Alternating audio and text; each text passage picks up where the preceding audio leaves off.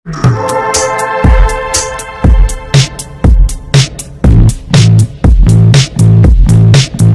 friends, welcome to SKR Education Hub. So friends, today topic వచ్చి 7th class general science అండి. ఇవి semester 1 సంబంధించి first lesson. మొక్కలలో స్వయం పోషణ. మనకు అలాంటి తెలుసు, మొక్కలందు స్వయం పోషణ అనేది తమ ఆహారం తామే తయారు చేసుకుంటాయి కనుక అవి స్వయం పోషకాలు అంటారు దాన్ని, మొక్కలను. నెక్స్ట్ జంతువులు, ఇతర జీవులు మొక్కలు తయారు చేసిన ఆహార పదార్థాలను తీసుకుంటాయి, వీటిని ఏమంటారంటే పరపోషకాలు అంటారు. నెక్స్ట్ చూడండి, శరీరానికి కావాల్సిన ఆహార సంబంధిత అంశాలు ఏంటంటే పోషకాలండి. సో మనకు కానీ జంతువులు, మొక్కలు దేనికైనా మనకి శరీరానికి కావాల్సిన సంబంధిత అంశాలు అంటే పోషకాలండి.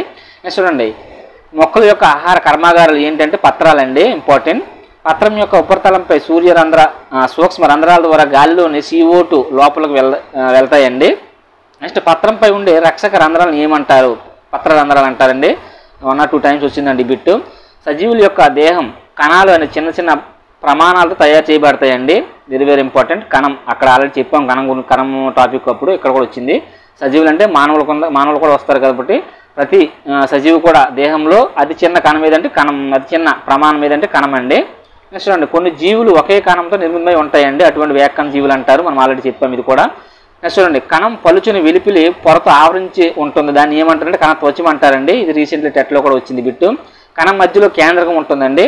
ఒకసారి అది అవగాహన చేసుకోండి. కణ త్వచం అంటే ఏంటి, కేంద్రకం అంటే ఏంటి, కణం అంటే ఏంటి, అవి ఒకసారి మనము అర్థం చేసుకుంటే ఇంకా అది ఎలా ఇచ్చినా అర్థమవుతుందండి. కేంద్రం అనేది మధ్యలో ఉంటుందండి, కణం మధ్యలో ఉంటుంది. కణ త్వచం అనేది పలుచుని పొరతో ఉంటుందండి కణం వెలుపుల. నెక్స్ట్ చూడండి, కేంద్రకం కణద్రవ్యం అని పిలిచే జెల్లీ వంటి పదార్థంచే ఆవరించబడి ఉంటుందండి కేంద్రం అనేది. నెక్స్ట్ చూడండి, పత్రానికి సౌరశక్తిని గ్రహించడంలో సహాయపడి ఏంటంటే పత్రహరితం అండి, ఆయన ఆకుపచ్చ వర్ణద్రవ్యం ఉంటుంది. మనం ఆకులు చూస్తాం కదా, దానిపైన పత్రహరితమైన ఆకుపచ్చ వర్ణం ఉంటుందండి, అందుకని అవి పచ్చగా కనిపిస్తాయి మరియు సూర్యశక్తిని గ్రహించడానికి సహాయపడతాయండి. నెక్స్ట్ చూడండి, సూర్యకాంతి సమక్షంలో CO2 నీటి ద్వారా ఆహారాన్ని మొక్క తయారు చేసుకోవడానికి కిరణజన్య సమయక్రియ అంటారండి. ఇది మనకు కూడా అందరికీ తెలిసిన విషయమే. నెక్స్ట్ చూడండి, ఎడారి మొక్కలు నీటి నష్టాన్ని నివారించడం కోసం బాష్పోత్సేకం అనేది చేస్తాయండి, అనే పద్ధతి ఉపయోగపడతాయి ఎడారి మొక్కల్లో. దాని ద్వారా అది ఎలా అంటే పొలుసులు మరియు ముళ్ళవంటి ఆకులు ఉంటాయి కదండి ఎడారి మొక్కలలో, దాని ద్వారా బాష్పోత్సేకం ద్వారా ఆ నష్టాన్ని, నీటి నష్టాన్ని నివారించుకుంటాయండి. సో అందుకని ఎడారి మొక్కలు ఎక్కువగా నీరు అందులో ఉంటాయండి, ఆ ఎడారి మొక్కల్లో ఉన్నటువంటి కాండం కానీ వేరులో కానీ. నెక్స్ట్ చూడండి, CO2 ప్లస్ నీరు, అవి కాంతి మరియు ఆకు సమక్షంలో కార్బోహైడ్రేట్ అండి, పిండి పదార్థం మరియు ఆక్సిజన్ విడుదల అవుతుందండి. ఇది కిరణజన్య సమయక్రియ డయాగ్రామ్ ద్వారా చెప్పడం జరిగింది ఈక్వేషన్ ద్వారా. నెక్స్ట్ చూడండి, చెరువులు నిలువ నీరు ఉండే ప్రాంతాల్లో శైవిలాలు పెరుగుదల ఉంటుందండి, ఇంపార్టెంట్. శైవిలాలు ఎక్కడ పెరుగుతాయని ఆప్షన్ ఇవ్వచ్చు. నెక్స్ట్ చూడండి, శైవిలాలు కూడా ఆకుపచ్చ రంగులో ఉండి కిరణజన్య సమయక్రియ ద్వారా ఆహారాన్ని తయారు చేసుకుంటాయండి. శైవిలాలు అంటే లైక్ మనం నాచు పడతాయి కదండి, నాచు పెట్టిన దగ్గర ఇవి ఎక్కువగా మనం చూడవచ్చు. నెక్స్ట్ చూడండి, మొక్కల్లో నత్రజని వల్ల మాంసకృతులు, క్రొవ్వులు తయారవుతాయండి. నెక్స్ట్ చూడండి, పరపోషణ మొక్కలండి, కస్కుట. ఇది రీసెంట్లీ టెట్లో కూడా వచ్చిందండి. కింది వాటి పరపోషణ మొక్క ఉదాహరణ ఏదైనా ఇచ్చాడండి. ఎవరైనా 13వ తేదీ మార్నింగ్ సెషన్లో చూస్తే కనిపిస్తుంది, మార్నింగ్ ఆర్ ఈవినింగ్ సెషన్లో. సో టెక్స్ట్ బుక్ దాటైతే వాడు వెళ్ళడండి. సో కనుక మనం కూడా అలానే ఎగ్జామ్ పాయింట్ ఆఫ్ వ్యూ ప్రతి బిట్ను కవర్ చేస్తూ రాయడం జరిగింది కనుక సరిగ్గా బాగా చూసుకోండి అందరూ కూడా. ఇంకెవరికైనా PDF ఫార్మాట్లో కావాలంటే కాంటాక్ట్ అవ్వండి. నెక్స్ట్ చూడండి, పత్రహరితం ఉండదండి దీనికి, కస్కుటకి పత్రహరితం ఉండదు. వీటిని పరాన్నజీవులు అంటారండి. పరపోషణ మొక్క కస్కుట, బంగారు తీగ అంటారు దీనికి పత్రహరితం ఉండదు, పరాన్నజీవులు అంటారు. నెక్స్ట్ చూడండి, పరపోషణ మొక్క ఏ మొక్కపై ఆధారపడి ఆహారం సంపాదిస్తున్న ఆ మొక్కను అతిథేయ అంటారండి. అంటే కస్కుట ఉంది కదండి, పరపోషణ మొక్క ఇది ఇతర మొక్కపై ఆధారపడి ఆహారం సంపాదిస్తుంది కంటే ఆ ఇతర మొక్కని ఏమంటారండి, అతిథేయ అంటారండి. నెక్స్ట్ చూడండి, కీటకాలను తినే మొక్కలను కీటకాహార మొక్కలు అంటారండి, పూజా మొక్క అంటారు లైక్. నెక్స్ట్ చూడండి, పూతికాహార మొక్క అండి, ఎగ్జాంపుల్ పుట్టగొడుగు, డైరెక్ట్ బిట్టుకుని రావచ్చు, కింది వాళ్ళు పూతికాహార మొక్క ఉదాహరణ ఇవ్వండి అంటాడు. నెక్స్ట్ చూడండి, చనిపోయిన మరియు కుళ్ళిపోయిన పదార్థాల నుండి జీవులు పోషకాలు తీసుకుంటే పూతికాహార పోషణ అంటారండి. ఎక్కడ ఎక్కువ కనిపిస్తాయండి, మనకి చనిపోయిన కుళ్ళిపోయిన పదార్థాల దగ్గర కనిపిస్తాయండి పూతికాహార మొక్కలు. నెక్స్ట్ చూడండి, శిలీంధ్రాలండి. ఈ శిలీంధ్రాలు అనేవి సిద్ధబీజాలు సాధారణంగా గాలిలో ఉంటాయండి. శిలీంధ్రాలు మరియు సిద్ధబీజాలు సాధారణంగా గాలిలో ఉంటాయి. కొన్ని జీవులు కలిసి జీవిస్తూ ఆవాసాన్ని, పోషకాలను పంచుకుంటూ దాన్ని సహజీవనం అంటారండి. లైకేన్ అండి, లైకేన్ అనే జీవుల్లో పత్రహరితం కలిగిన శైవలం, శిలీంధ్రం రెండు ఉంటాయండి. ఇవేంటంటే ఒకదానికొకటి సహాయం చేసుకుంటాయి. మొక్కలు ఖనిజ లవణాలను, పోషకాలను నేల నుండి గ్రహిస్తాయండి మొక్కలు అనేది. సహజీవన సంబంధ మొక్క అంటే రైబోజియం బ్యాక్టీరియా, ఇది నత్రజని సంబంధించి ఉంటాయండి.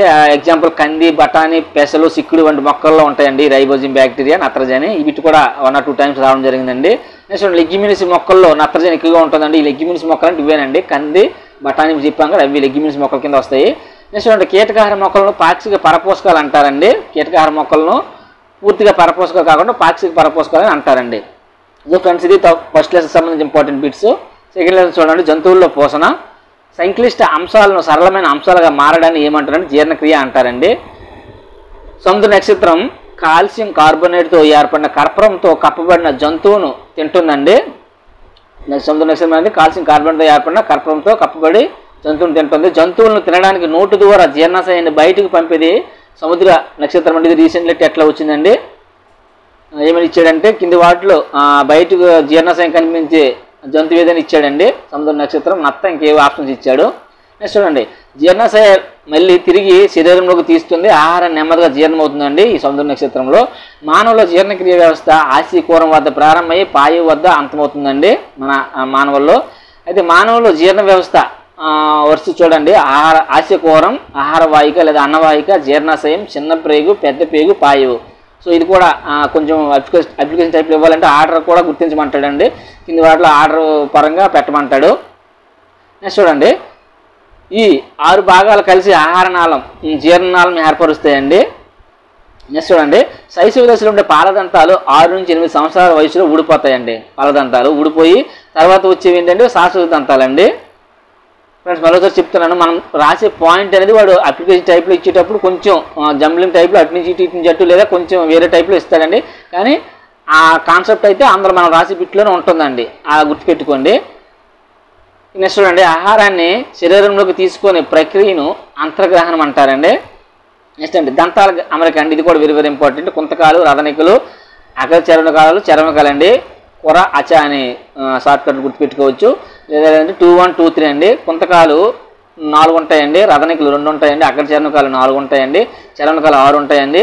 అంటే 2, 1, 2, 3 అంటే 1 సైడ్ చెప్పడం జరిగింది. ఇంకా కోకోనవి అంటారు దీనికి. కోకోనవి అంటే కోర దంతాలు, పురుగు దంతాలు, నములు దంతాలు, విసురు దంతాలండి. సో వాడు ఏ విధంగా ఇచ్చినా గుర్తుపెట్టుకోవడానికి ఒకే లైన్లో పెట్టడం జరిగింది, ప్రాక్టీస్ చేయండి. నెక్స్ట్ చూడండి, ఆమ్లాలు దంతాలను దెబ్బతీయడం ఏమంటారంటే దంత క్షయం అంటారండి. సో మన నోట్లో ఆమ్లాలు ఏమి ఉంటాయని ముందే మనం చెప్పాం తర్వాత లెసన్లో. నెక్స్ట్ చూడండి, జీర్ణాశయం మందపాటి గోడలు గల సంచి అండి. మన జీర్ణాశయం అనేది ఇది ఏ ఆకారం ఉంటుందో జే ఆకారం ఉంటుందండి. ఆహార నాళంలోని విశాల భాగం ఇది. ఇది ఒక చివర ఆహార వాహిక పైన మరొక చివర చిన్న ప్రేగులోకి తెచ్చుకుంటుందండి. సో ఫ్రెండ్స్, జీర్ణాశయం ఇప్పుడు ఈ టాపిక్ ఇప్పుడు చెప్పడం జరిగింది కదా, వాడు ఎలా ఇచ్చాడంటే రీసెంట్లీ ప్రశ్న సరళ చూస్తుంటే జీర్ణాశయం గురించి కింది వాటిలో కాంతి ఏదని ఇచ్చాడండి. మనం చెప్పిన పాయింట్ అన్నీ ఉంటాయి, ఒకటి కాని పాయింట్ ఇస్తాడండి. ఇచ్చేసి ఆ కాని పాయింట్ మనం గుర్తించమంటాడండి. కాబట్టి ప్రశ్న సరళ అయితే మారిందండి, కొంచెం టఫ్గా ఇవ్వడం అయితే జరుగుతుంది. ఎట్లా ఇచ్చాడు. సో డిఎస్ఓ కూడా అదేవిధంగా ఇస్తాడు కనుక ప్రతి టాపిక్ కూడా మనం గుర్తుపెట్టుకోవడం ఖచ్చితంగా గుర్తుపెట్టుకోవాలి. సో ఇక్కడ చూడండి, జీర్ణాశయం ఉంది. వాడు ఏమంటాడంటే జీర్ణాశయం కింద జీర్ణాశయం గురించి కింద ఇచ్చిన వాటిలో సరికాని ఏదైనా ఇచ్చేసి ఈ అన్ని ఆప్షన్స్ కూడా ఇచ్చేస్తాడండి. ఇచ్చేసి లేని తోటి పెడతాడండి. సో ఆ విధంగా ఉంటుంది కనుక ప్రతిది కూడా మనం గుర్తుపెట్టుకొని చదవడం మంచిది. నెక్స్ట్ చూడండి, జీర్ణాశయం లోపల పొర శ్లేష్మం అండి. ఈ హైడ్రోక్లోరిక్ ఆమ్లం జీర్ణాశయాన్ని స్రవిస్తుందండి. జీర్ణాశయం లోపల ఉన్న శ్లేష్మం అనేది ఇది ఏంటంటే హైడ్రోక్లోరిక్ ఆమ్లం HCl మరియు జీర్ణ రసాలను స్రవిస్తుంది. ఇది ఒకసారి వచ్చిందండి గత ప్రశ్నపత్రంలో. నెక్స్ట్ చూడండి, జీర్ణాశయం లోపల గోడలు రక్షించేది ఏంటంటే శ్లేష్మం అండి. నెక్స్ట్ చూడండి, HCl అండి హైడ్రోక్లోరిక్ ఆమ్లం ఆమ్లాన్ని ఆమ్లయుతంగా జీర్ణరసాలు పనిచేయడానికి సహాయపడతాయండి. నెక్స్ట్ జీర్ణరసాలు అండి. ఈ జీర్ణరసాలు అనేవి ప్రోటీన్లను సరళమైన పదార్థాలకు విచ్ఛిన్నం చేస్తాయండి. నెక్స్ట్ వచ్చి చిన్నపేగ అండి. చిన్నపేగ అది ఎన్ని మీటర్ల పొడవు ఉంటుందండి? 7.5 మీటర్ల పొడవు ఉంటుందండి. ఇది ఒకసారి డైరెక్ట్ బిట్ కింద వచ్చింది. అలాగే కాలియం మరియు క్లోమ్ నుండి స్రవాలను పొందుతుంది. చూడండి, ఒకే పాయింట్ అన్ని పెట్టడం జరుగుతుంది. ఎందుకంటే వాడు ఏ విధంగానే ఇవ్వచ్చు. డైరెక్ట్ బిట్ కింద చిన్నపేగు ఎన్ని మీటర్ల పొడవు ఉంటుందని అడిగితే అడగవచ్చు. లేదంటే చిన్నపేగు గురించి కింది వాళ్ళు సరికాని వాక్యం మీద ఇస్తాడండి. సో మనం చెప్పిన దాంట్లో అన్ని ఉండి వాటి కాంతి కూడా ఇవ్వచ్చు. సో అందుకని మొత్తం పెట్టడం జరిగింది.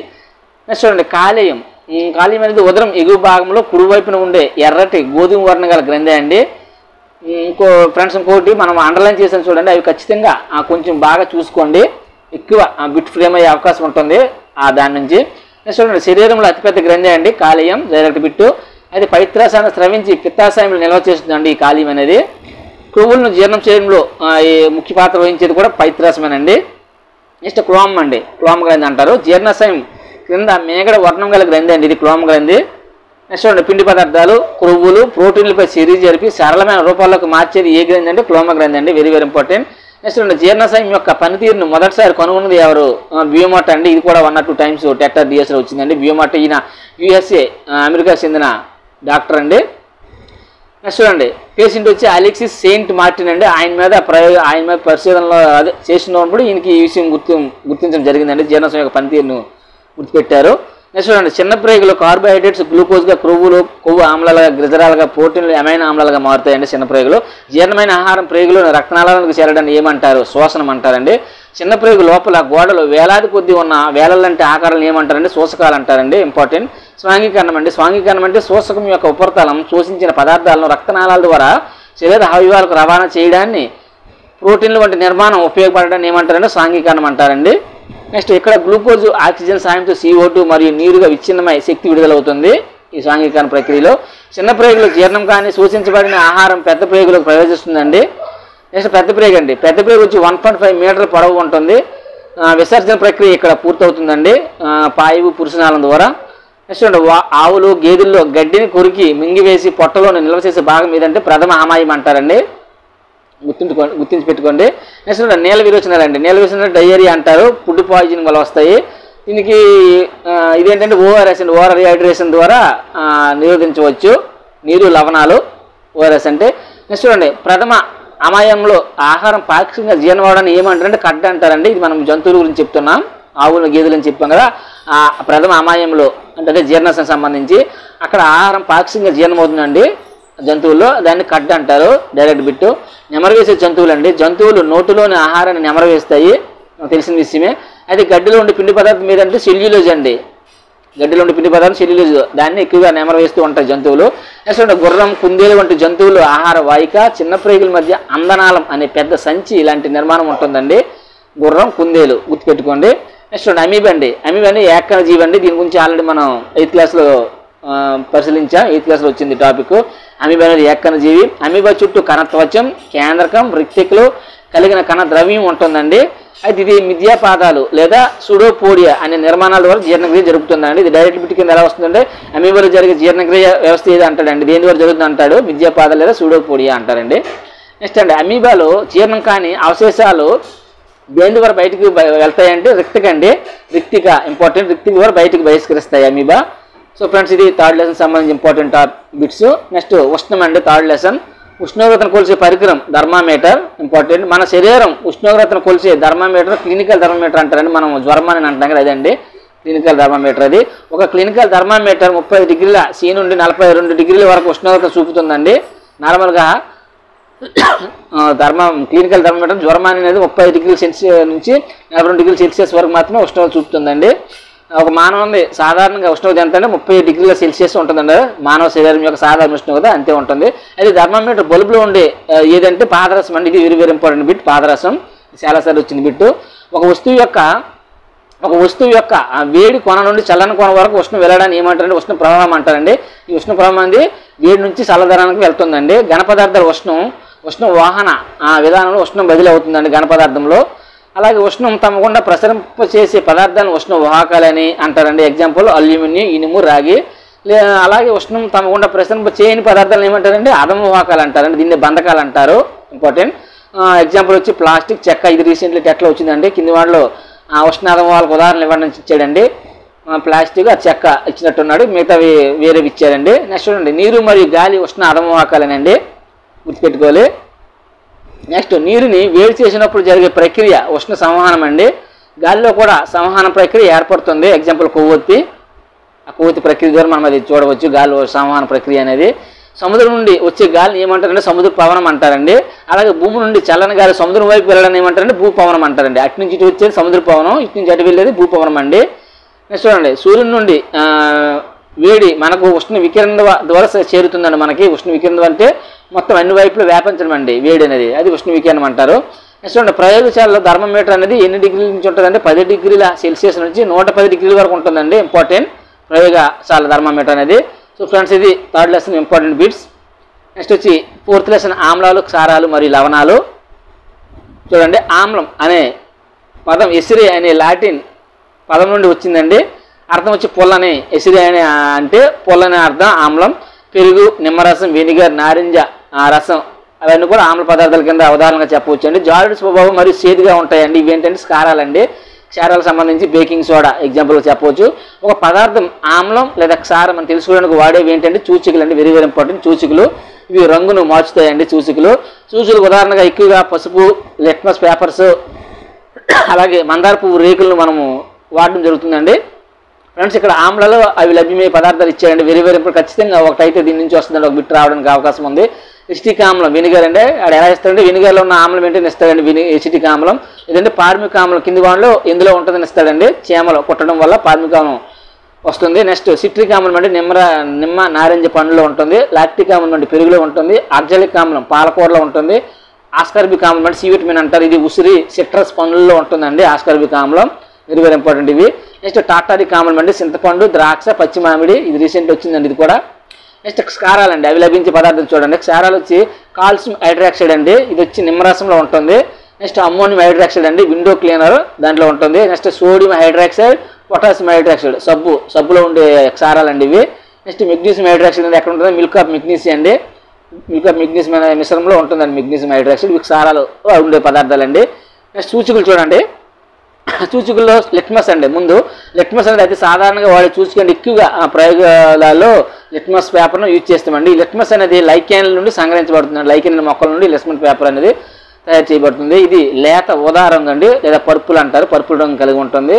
ఆమ్ల ద్రావణానికి లిట్మస్ ఎరుపు రంగు, క్షార ద్రావణానికి నీలి రంగులోకి మారుతుందండి. గుర్తుపెట్టుకుని డైరెక్ట్ పెట్టుకుని వస్తుంది. లిట్మస్ పేపరు ఎరుపు రంగులోకి మార్చేది ఏదంటే ఆమ్ల ద్రావణం అండి. అదే క్షార ద్రావణం చూసినప్పుడు నీలి రంగులో మారుతుందండి. ఎరుపు రంగు నుంచి నీలి రంగులోకి మారితే క్షారం, నీలి రంగు నుంచి ఎరుపు రంగులోకి మారితే ఆమ్లం అండి. ఇది లిట్మస్ పేపర్ లేదా ద్రావణ రూపంలో ఉంటుందండి. ద్రావణ రూపంలో ఉంటుంది లిట్మస్ అనేది. ఎరుపు మరియు నీలి లిట్మస్లతో రంగు మారని ద్రవ్యాలు కూడా ఉంటాయండి. అవి ఏంటంటే తటస్థీకరణం అంటారండి. తటస్థీ ద్రావణాలు అంటారు, లేదా లవణాలు అంటారు. దానికి ఏ రంగును కూడా రావు అవి లిట్మస్ పేపర్లో.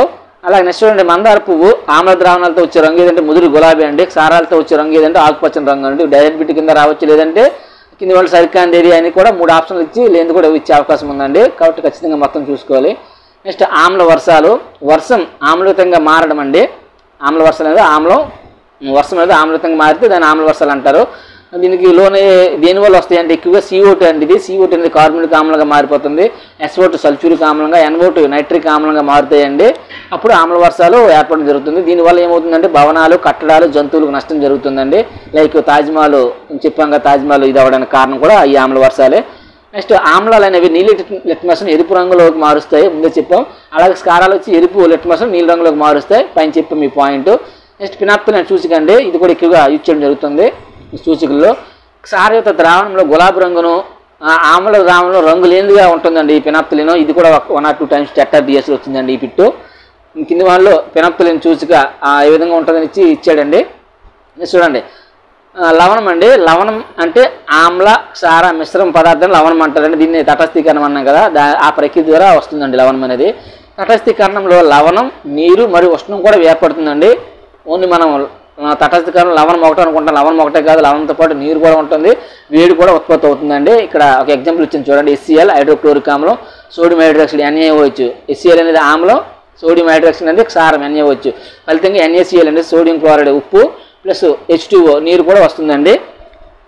నెక్స్ట్ అండి, మన జీర్ణాశయం ఏర్పడే అజీర్తి అంటారు, ఎసిడిటీ అంటారు కదండి. అది అజీర్తి ఆమ్లం ఎక్కువగా ఉంటే వస్తుందండి. అప్పుడు ఏం చేయాలి మనం? మెగ్నీషియం హైడ్రాక్సైడ్ కలిగిన మిల్క్ ఆఫ్ మెగ్నీషియం వంటిది తీసుకుంటే అదే ఆమ్ల ప్రభావాన్ని తటస్థీకరిస్తుందండి. ఎందుకంటే ఇక్కడ అజీర్తి అనేది ఆమ్లం ద్వారా వస్తుంది కాబట్టి దానికి తగ్గట్టుగా క్షారం కలిపితే ఆటోమేటిక్గా అది తటస్థీకరణ అవుతుంది కాబట్టి తగ్గుతుందండి. నెక్స్ట్ చీమకాటు, పార్మిక్ ఆమ్లం చర్మంలో పంపిస్తుందండి చీమకాటు. అప్పుడు ఏం చేయాలి మనం? తేమతో కూడిన బేకింగ్ సోడా లేదా సోడియం హైడ్రోజన్ కార్బోనేట్ అంటారండి బేకింగ్ సోడాకి. ఇది క్షారం కనుక ఇది కలిపినప్పుడు ఆటోమేటిక్గా తటస్థీకరించి మనకు నొప్పి తగ్గుతుందండి. ఆ విధంగా మనకి తటస్థీకరణ ప్రక్రియ ఉపయోగపడుతుంది. కాలమైన్ అండి. కాలమైన్ లేదా జింక్ కార్బేట్ ద్రావణం రుద్దితే తటస్థీకరించబడుతుంది. చెప్పాం కదా పైన, అదే దాని చీమకాటుకు ముందు అనమాట అది. నెక్స్ట్ చూడండి, మృత్తిక చికిత్స అండి. నేల ఆమ్లయుతంగా మారితే పొడి సున్నం, కాల్షియం ఆక్సైడు, అలాగే నేల క్షారయుతంగా మారితే సేంద్రీయ పదార్థం కంపోస్ట్ వేయాలండి. ఇక్కడ చూడండి పొడి సున్నము లేదా తడి సున్నం వేయొచ్చు అండి. పొడి సున్నంకి కాల్షియం ఆక్సైడ్ అంటారు. ఇవి కూడా గుర్తుపెట్టుకొని డైరెక్ట్ పెట్టుకొని వచ్చే అవకాశం ఉంది జీకేలో కూడా. పొడి సున్నంకి రసాయనిక నామం ఏంటంటే కాల్షియం ఆక్సైడ్, తడి సున్నంకి కాల్షియం హైడ్రాక్సైడ్. ఇవి ఏంటంటే నేల ఆమ్లంగా ఉందనుకోండి, మన వరి కానీ ఇది కానీ వేసేటప్పుడు ఒక్కొక్కసారి నేల ఆమ్లంగా కూడా మారిపోతుంది, క్షారంగా కూడా మారుతుందండి. అది టెస్ట్ చేసి పరీక్ష చేసి ఆమ్లంగా ఉంటే పొడి సున్నం లేదా తడి సున్నం వేస్తే అది మళ్ళీ నార్మల్గా అవుతుందండి. నేల ఎక్కువ దిగుబడి వస్తుంది. ఒక నేలలో క్షారయుక్తంగా ఎక్కువగా మారిపోతుంది అనుకోండి, సేంద్రీయ పదార్థం అదే కంపోస్ట్ అంటే అది వేయాలండి. నెక్స్ట్ మన శరీరంలో ప్రతి కణంలో ఒక ఆమ్లం ఉంటుందండి, అదే డిఎన్ఏ డిఆక్సిరైబోన్యూక్లిక్ ఆమ్లం అంటారు దానికి. ఇది డైరెక్ట్ పెట్టుకుని వచ్చింది సార్ డిఎన్ఏ అంటే ఏంటని. మన కణాల్లో ప్రోటీన్లు అమైనో ఆమ్లాలతో, మన శరీరంలోని కొవ్వు ఆమ్లాలతో ఉంటాయండి. ప్రోటీన్లు అమైనో ఆమ్లాలతో ఉంటాయి, కొవ్వు ఆమ్లాలతో ఉంటాయండి. నెక్స్ట్ చూడండి 5వ లెసను భౌతిక మరియు రసాయనిక మార్పులు అండి. ఒక పదార్థం యొక్క భౌతిక లక్షణాలండి. ఆకారం, పరిమాణం, రంగు, స్థితి అవి దానికి సంబంధించిన భౌతిక లక్షణాలు. అయితే భౌతిక లక్షణాలలో ఒక పదార్థం మార్పు చెందిన దాన్ని భౌతిక మార్పు అంటారండి. ఆ భౌతిక మార్పు ఏంటి పైన చెప్పాం కదా, ఆకారం, పరిమాణం, రంగు, స్థితి అవేవి కూడా మార్పు భౌతిక లక్షణం ఒక పదార్థం మార్పు చెందే అనుకోండి భౌతిక మార్పు అంటారండి. భౌతిక మార్పు సాధారణంగా తిరిగి యథాస్థితికి మార్చబడుతుంది, కొత్త పదార్థం ఏర్పడదు. అయితే రసాయన మార్పు ఉదాహరణ చూడండి, ఇనుము తుప్పు పట్టడం, అలాగే magnesium plus O2 oxygen, magnesium oxide MgO. Mg అనేది బూడిద, తెలుపు రంగులో ఉంటుందండి ఇది. అయితే మెగ్నీషియం బూడిదను నీటిలో కరిగించి అది కొత్త పదార్థం ఏర్పరుస్తుందండి. సో కొత్త పదార్థాలు ఏర్పడేది ఏంటంటే రసాయనిక మార్పు అండి. భౌతిక మార్పులో కొత్త పదార్థం ఏర్పడదు, గుర్తుపెట్టుకోవాలి. నెక్స్ట్ చూడండి కాపర్ సల్ఫేట్ అండి. కాపర్ సల్ఫేట్ ద్రావణం ఇది ఎలా ఉంటుందో నీల రంగులో ఉంటుంది. దీనికి ఐరన్ కలిపితే ఐరన్ సల్ఫేట్ ద్రావణం ఏర్పడుతుందండి. ఐరన్ సల్ఫేట్ ద్రావణం ఏంటంటే ఆకుపచ్చ రంగులో ఉంటుంది. అలాగే కాపర్ అంటే గోధుమ రంగు పోతా అండి. కాపర్ కూడా ఒక కొత్త పదార్థం ఏర్పడుతుంది. నెక్స్ట్ చూడండి కార్బన్ డైఆక్సైడ్ అంటే CO2 ప్లస్ సున్నపు నీరు CaOH2 సున్నపు నీరు కలిపితే బదులు ఏం వస్తుందంటే కాల్షియం కార్బోనేట్ వస్తుందండి, CaCO3 వస్తుంది. దాంతోపాటు నీరు కూడా వస్తుందండి, H2O. అయితే ఒకటి లేదంటే అంతకంటే ఎక్కువ కొత్త పదార్థాలు ఏర్పడే మార్పు ఏంటంటే రసాయనిక మార్పు అంటే పైన చెప్పిన ఉదాహరణలు అండి. రసాయనిక మార్పు ఉదాహరణగా కొత్త పదార్థాలు ఏర్పడ్డాయి కనుక ఉదాహరణగా చెప్పడం జరిగింది. సో ఇక్కడ ఈ లైన్స్ ఈక్వేషన్ లైన్స్ ఒకసారి గుర్తుపెట్టుకోండి, వచ్చే అవకాశం అయితే ఉంది, కెమిస్ట్రీ పరంగా ఇస్తే ఇవ్వచ్చు. నెక్స్ట్ రసాయన మార్పుల కారణంగా కొత్త పదార్థాలతో పాటుగా ఇంకేమో వస్తాయంటే ఉష్ణం, కాంతి, ఇతర వర్గాలు విడుదల అవుతాయండి. రసాయన మార్పు జరిగేటప్పుడు కాంతి కూడా రావచ్చు, ఉష్ణం కూడా విడుదల అవ్వచ్చు అండి. అలాగే ధ్వని ఉత్పత్తి అవ్వచ్చు అండి, రంగు మార్పు కూడా ఏర్పడవచ్చు, ఒక వాయువు కూడా ఏర్పడవచ్చు అండి ఈ రసాయన మార్పుల కారణంగా అదనంగా వచ్చేయండి ఇవి. నెక్స్ట్ ఓజోన్ పొర అండి. ఓజోన్ పొర అతినీలలోహిత కిరణాల నుండి మనకు రక్షిస్తుందండి, ఇంపార్టెంట్. ఇనుము తుప్పు పట్టడం కోసం ఆక్సిజన్ మరియు నీటి ఆవిరి రెండు తప్పనిసరి అండి. ఇనుము తుప్పు పట్టిందంటే అర్థం ఏంటంటే అక్కడ నీరు లేదా నీటి ఆవిరి మరియు ఆక్సిజన్ ఆ రెండు తగిలితేనే ఇనుము తుప్పు పడుతుందండి. అబ్రివేషన్ చూడండి, iron Fe plus oxygen O2 plus నీరు H2O. దానికి మూలంగా తుప్పు ఐరన్ ఆక్సైడ్ Fe2O3 అండి. ఐరన్ ఆక్సైడ్ యొక్క ఫార్మ్ ఏంటంటే Fe2O3 డైరెక్ట్ బిట్టుకుంది వచ్చింది ఒకసారి. అక్కడ ఏమిస్తాడంటే తుప్పు అంటాడండి, తుప్పు యొక్క ఫార్ములా ఏంటని ఇస్తాడండి, లేదంటే ఐరన్ ఆక్సైడ్ యొక్క ఫార్ములాని ఇవ్వచ్చు. నెక్స్ట్ చూడండి ఇనుము తుప్పు పట్టకుండా పెయింట్ గ్రీజు పూయడం ఒక మార్గం అండి. అదనంగా ఇనుము అనేది తుప్పు పడుతుంది, అలా తుప్పు పట్టకుండా ఉండాలంటే పెయింట్ లేదా గ్రీజు పూస్తే అది ఇనుము తుప్పు పట్టదు. లేదంటే ఇనుముపై క్రోమియం లేదా జింక్ పూత వీటి వల్ల కూడా ఇనుము తుప్పు పట్టకుండా మనం చూడవచ్చు. దీన్నే గాల్వనైజింగ్ ప్రక్రియ అంటారండి. ఇది చాలాసార్లు వచ్చింది. గాల్వనీకరణం ప్రక్రియలో వాడే మూలకాలు ఏంటి అంటాడండి, chromium, zinc. Next stainless steel అండి. ఇది ఇనుమును కార్బన్తో మరియు క్రోమియం, నికెల్ మరియు మాంగనీస్ అండి, ఈ మూడు లోహాలతో కలిపి తయారు చేస్తారు. ఇది తుప్పు పట్టదు, డైరెక్ట్ బిట్టుకుని ఎలా వచ్చింది. స్టెయిన్లెస్ స్టీల్ ఉన్న మూలకాలు ఏంటంటే అడగొచ్చండి. లేదంటే స్టెయిన్లెస్ స్టీల్లో ఇనుము మరియు కార్బన్తో ఏవి మూలకాలు ఇక్కడ కలుపుతున్నాయో ఒకసారి చూసుకోండి. అవి కింద మరి సరికాందైనా ఆ విధంగా కూడా ఇవ్వచ్చు అండి, ఆప్షనల్ రూపంలో కూడా ఇవ్వచ్చు, గుర్తుపెట్టుకోండి. నెక్స్ట్ అండి సముద్రపు నీటిని ఆవిరి చేయడం ద్వారా ఉప్పు పొందవచ్చు అండి, మనకు తెలిసిన విషయమే. అయితే ఇలా చేసే ప్రక్రియ ఏమంటారంటే స్ఫటికీకరణం అంటారండి. ఉప్పును స్ఫటికీకరణ ద్వారా తయారు చేస్తారు ఉప్పు అనేది. నెక్స్ట్ స్ఫటికీకరణ ప్రక్రియలో స్వచ్ఛమైన పెద్ద స్ఫటికాల రూపంలో ద్రావణాల నుండి ఏర్పడతాయండి ఇవి. నెక్స్ట్ ఢిల్లీలోని కుతుబ్ మినార్ సమీపంలో 7 మీటర్ల కన్నా ఎత్తుగల ఒక ఇనుము స్తంభం ఉందండి. ఇది ఇంపార్టెంట్, కింద ఇచ్చారండి మీకు పదకోసంలో. ఈ స్తంభము వచ్చి 6000 కేజీలు గల ఇనుము స్తంభం అండి. ఇది 1600 సంవత్సరంలో నిర్మించినప్పుడు నీటి కూడా ఇది తుప్పు పట్టలేదండి. దానికి కారణాలు కూడా మరి ఆనాటి ఇంజనీరింగ్ వ్యవస్థకు సంబంధించి మనం చెప్పవచ్చు. ఇది ఢిల్లీలో ఉన్న కుతుబ్ మినార్ సమీపంలో ఉంది ఇనుము స్తంభం అనేది. ఇది లాస్ట్లో ఇవ్వడం జరిగింది, మీకు తెలిసే దాంట్లో.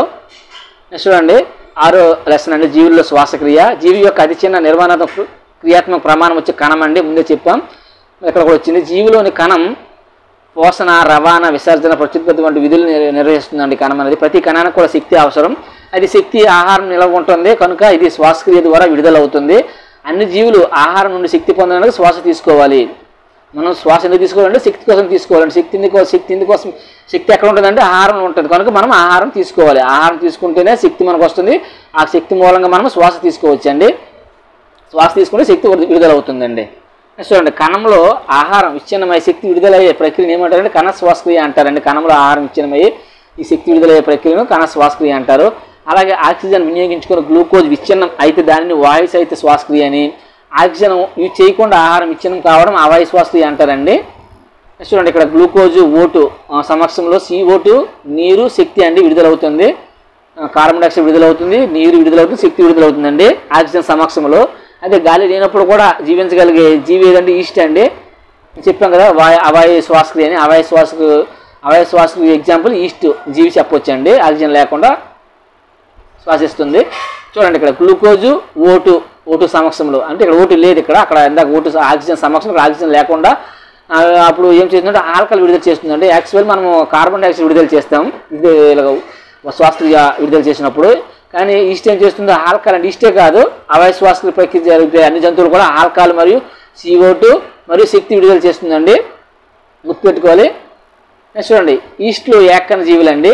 అవాయు శ్వాసక్రియను జరిపి ఆల్కహాల్ని అందిస్తాయి. పైన మనం ఆల్రెడీ చెప్పాం. అలాగే వైన్, బీర్ల తయారీలో కూడా ఇది యూజ్ చేస్తారండి ఈస్ట్ను.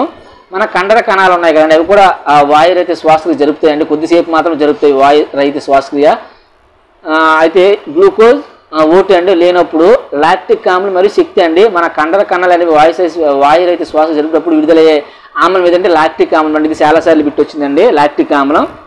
నెక్స్ట్ అండి, కండర కణాలు అవాయుగతంగా శ్వాసించినప్పుడు కండరాలు పట్టేయడం జరుగుతుందండి. నార్మల్గా మనం బాగా ఎక్కువగా పరిగెట్టేటప్పుడు కండలు పట్టేసి అంటారు కదండి. దానికి కారణం ఏంటంటే ఆ అవాయు శ్వాసక్రియ జరిపేటప్పుడు ఏమవుతుందంటే శక్తి అక్కడ లేకుండా పోతుంది. సో మళ్ళీ ఆ శక్తి రావడానికి టైం పడుతుంది కనుక ఆ కండరాలు పట్టేయడం జరుగుతుందండి. నెక్స్ట్ చూడండి, ఉచ్ఛ్వాసం అధిక ఆక్సిజన్తో గాలిని శరీరంలోకి తీసుకోవడం ఉచ్ఛ్వాసం అంటారు. అధిక ఓటుతో గాలిని విడుదల చేయడం నిశ్వాసం అంటారండి. నెక్స్ట్ చూడండి, ఒక వ్యక్తి ఒక నిమిషానికి ఎన్నిసార్లు శ్వాసిస్తాడు దాన్ని శ్వాసక్రియ రేటు అంటారండి. ఇంపార్టెంట్. ఒక వ్యక్తి సరాసరి శ్వాసక్రియ రేటు వచ్చి 15 నుంచి 18 అండి. డైరెక్ట్ వేరే టెక్స్ట్ బుక్లో అయితే 18 ఇస్తాడు, కానీ మన అకాడమిక్ టెక్స్ట్ బుక్ 15 నుంచి 18 ఇచ్చాడు కనుక అదే గుర్తుపెట్టుకోవాలి. వ్యక్తి యొక్క సరాసరి శ్వాసక్రియ రేటు ఎంత అంటే. అయితే తీవ్ర శారీరక శ్రమ జరిగినప్పుడు పెరుగుతుందండి శ్వాసక్రియ రేటు. అది ఎంత అంటే 25 సార్లు వరకు చేరుతుందంట. నెక్స్ట్, ఉచ్ఛ్వాస సమయంలో గాలి నాసిక రంధ్రాల ద్వారా నాసిక కుహరం గుండా వాయునాళం ద్వారా మన ఊపిరితిత్తులకు చేరుతుందండి. ఉచ్ఛ్వాసం అంటే గాలి విడుదల చేసేటప్పుడు. నెక్స్ట్ చూడండి, ఊపిరితిత్తులు అండి. ఊపిరితిత్తులకు సంబంధించి ఇది ఎక్కడ ఉంటుందంటే ఛాతీ కుహరంలో ఉంటాయండి. 2 వైపులా ఉంటాయి. ప్రకటెముకలు, ఉదరవిత్తరం అనే కండర పొర ఉంటాయండి. ఈ ఊపిరితిత్తులకు సంబంధించి ఒకే పాయింట్లు అన్ని పెట్టడం జరిగింది. ఊపిరితిత్తులు వచ్చి ఛాతీ కుహరంలో 2 వైపులా ఉంటాయి. ప్రకటెముకలు ఒకవైపు ఉదరవిత్తరం అనే కండర పొర ఉంటాయండి. అయితే శ్వాసలో ఉదరవిత్తరం మరియు ప్రకటెముకలు యొక్క కదలికలు ఇమిడి ఉంటాయండి. మనం శ్వాస తీసుకుంటాం కదా దానిలో. అది ఎలా అంటే అవి ఉచ్ఛ్వాస సమయంలో ప్రకటెముకలు పైకి, ఉదరవిత్తరం కిందికి కదులుతుండండి. అలాగే నిశ్వాస సమయంలో ఏమవుతుందంటే ఆపోజిట్ అండి. ప్రకటెముకలు కిందికి, ఉదరవిత్తరం పైకి జరుగుతుందండి. నిశ్వాసంలో కన్ఫ్యూజ్ అవ్వకండి. ఉచ్ఛ్వాస సమయంలో ప్రకటెముకలు పైకి కదులుతాయి, నిశ్వాస సమయంలో కిందికి జరుగుతాయండి. గుర్తుపెట్టుకోవాలి. నెక్స్ట్ తరచు చేసే సాంప్రదాయ శ్వాస వ్యాయామం అంటారు కదా, అది ఎక్కువ గాలిని తీసుకునేలా చేస్తుందండి. దాని మూలంగా ఊపిరితిత్తుల సామర్థ్యాన్ని పెంచుతుంది మరియు శరీర కణాలకు ఎక్కువ ఆక్సిజన్ అవసరమవుతుంది. దాని మూలంగా ఎక్కువ శక్తి విడుదలవుతుందండి. సో కనుకనే వ్యాయామం చేయమంటుంటారు మనకి. చూడండి, నెక్స్ట్ డైరెక్ట్ బిట్స్ అండి. ఇవి పీల్చే గాలిలో ఆక్సిజన్ ఎంత పర్సెంట్ ఉంటుందంటే 21% ఉంటుందండి. విడిచే గాలిలో వచ్చి 16.4% ఉంటుందండి. ఎక్కువగా పీల్చే గాలి అందరికీ ఐడియా ఉంటుంది, కానీ విడిచే గాలి మనం గుర్తుపెట్టుకోం. సో వాడి బిట్టు కూడా అదేవిధంగా ఇవ్వచ్చు, కనుక గుర్తుపెట్టుకోండి. పీల్చే గాలిలో ఆక్సిజన్ 21, విడిచే గాలిలో 16.4 ఉంటుందండి. అది పీల్చే గాలిలో CO2 వచ్చి 0.04 అండి పర్సెంటేజ్ ఉంటుంది. కొన్ని బుక్లో 0.03 ఇచ్చాడు. మన 7th టెక్స్ట్ బుక్లో 0.04 ఉంది. విడిచే గాలిలో 4.4 ఉంటుందండి. వెరీ ఇంపార్టెంట్, గుర్తుపెట్టుకోండి. నెక్స్ట్ వచ్చి బుద్ధింక అండి. బుద్ధింక అనేది కీటకాలు శరీరంపై ఉండే రంధ్రాలను ఏమంటారంటే శ్వాస రంధ్రాలు అంటారండి. కీటకాలు వాయువులు మార్పిడి కొరకు వాయు నాళాలు అనే గాలి గొట్టాలు జాలకాన్ని కలిగి ఉంటాయండి. సో ఈ వాయు నాళాలు అనేవి ఇంపార్టెంట్. కీటకాలు దేని ద్వారా శ్వాస జరుపుకుంటాయండి? వాయునాళాలు అనే వ్యవస్థ ద్వారా శ్వాసక్రియ జరుపుకుంటాయండి. నెక్స్ట్ వానపం అండి. వానపం అనేది చర్మం ద్వారా శ్వాసక్రియ జరుపుతుందండి, very very important direct bit. అలాగే కప్ప ఉందండి. కప్పకు ఒక జత ఊపిరితిత్తులు ఉంటాయండి మనలాగే, మరియు చర్మం ద్వారా కూడా శ్వాసక్రియ జరుపుకుంటుంటుంది. గుర్తుపెట్టుకోవాలి, కప్ప ఊపిరితిత్తుల ద్వారా శ్వాసక్రియ జరుపుకుంటుంది మరియు చర్మం ద్వారా కూడా శ్వాసక్రియ జరుపుకుంటుందండి. చేపలు అండి. చేపలు అయితే మొప్పలండి. మొప్పలు శ్వాస అవయంగా ఉంటాయి చేపలకు. అలాగే మొక్కలకు సంబంధించి పత్ర రంధ్రాలండి శ్వాస అవయంగా ఉంటాయి. శ్వాస రంధ్రాలు ఏమంటే మొక్కలకు పత్ర రంధ్రాలు. నెక్స్ట్ నేల రేణువులు అండి, వేర్లు అంటారు కదా, అవి మధ్య ఉండే గాలి గదుల నుండి వేర్లు గాలిని తీసుకుంటాయండి. సో నేల లోపల ఉన్నటువంటి వేర్లు దేని ద్వారా అంటే గాలి గదుల నుండి వేర్లు గాలిని తీసుకుంటాయండి నేల రేణువుల మధ్య. నెక్స్ట్ వచ్చి మానవులకి ఇతర జీవులకి కూడా స్వచ్ఛమైన ఆక్సిజన్ ఎక్కువసేపు పీల్చడం ప్రమాదకరం అండి. సో స్వచ్ఛమైన ఆక్సిజన్ ఎక్కువసేపు పీల్చడం కూడా ప్రమాదమే అవుతుందండి. నెక్స్ట్ చూడండి 7వ లెసన్ అండి, సెమిస్టర్ 1 సంబంధించి లాస్ట్ లెసన్, మొక్కలు మరియు జంతువుల రవాణా. రక్తనాళాలలో ప్రవహించే ద్రవం రక్తం అండి, ఇంపార్టెంట్. జీర్ణమైన ఆహారం వంటి పదార్థాలను చిన్న ప్రేగు నుండి శరీరంలోని ఇతర భాగాలకు రవాణా చేసేది ఏంటంటే రక్తం అండి. ఊపిరితిత్తుల నుండి శరీర భాగాలకు ఆక్సిజన్ తీసుకువెళ్ళేది కూడా రక్తమే, డైరెక్ట్ బిట్టు. ఇప్పుడు రక్తం గురించి ఎన్ని పాయింట్స్ ఇచ్చి అవన్నీ కూడా గుర్తుపెట్టుకోండి. ఆడేమిస్తాడంటే కింది వాళ్ళు రక్తం సంబంధించి కాంతి ఏదైనా ఇచ్చేస్తాడండి. సో మనకు కన్ఫ్యూజ్ అవుతాం కనుక ఆ పాయింట్స్ అని గుర్తుపెట్టుకోండి. రక్తంలో ఉన్న ద్రవ కణం ఏదంటే ప్లాస్మా అండి, ఇది డైరెక్ట్ బిట్టు. 1 టైం టెట్లో మరియు డిఎస్లో వచ్చిందండి గత జరిగినప్పుడు ప్రశ్న పత్రాల్లో. నెక్స్ట్ హిమోగ్లోబిన్ అనే ఎరుపు వర్ణం ద్రవ్యం ఉన్న ఎర్రత కణాలు ఆర్బీసీ ఒక రకమైన కణాలండి. ఎర్రత కణాలు ఆర్బీసీ ఉంది కండి, వాటిలో హిమోగ్లోబిన్ అనే ఎరుపు వర్ణం ఉంటుందండి.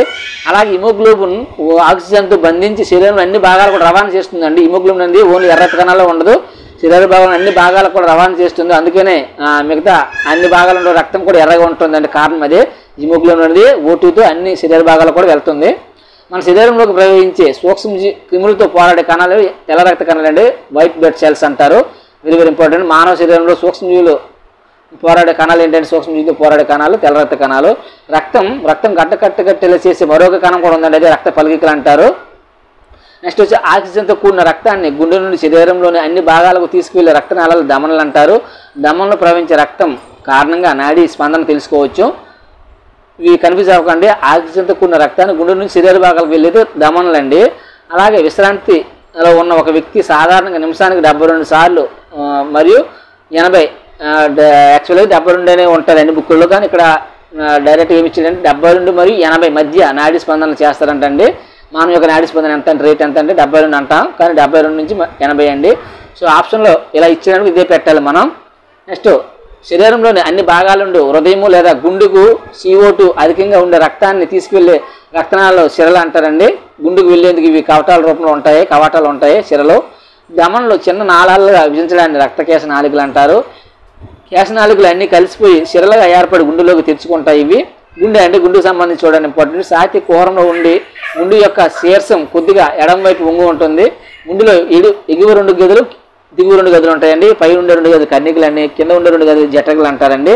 అయితే గదుల మధ్య ఉన్న విభాజకం అనేది ఉంటుంది. ఈ విభాజకం ఏం చేస్తుందంటే ఆక్సిజన్ అధికంగా ఉన్న రక్తం మరియు CO2 అధికంగా ఉన్న రక్తం ఒకదానికి ఒకటి కలవకుండా ఇవి నివారిస్తుందండి. Very very important.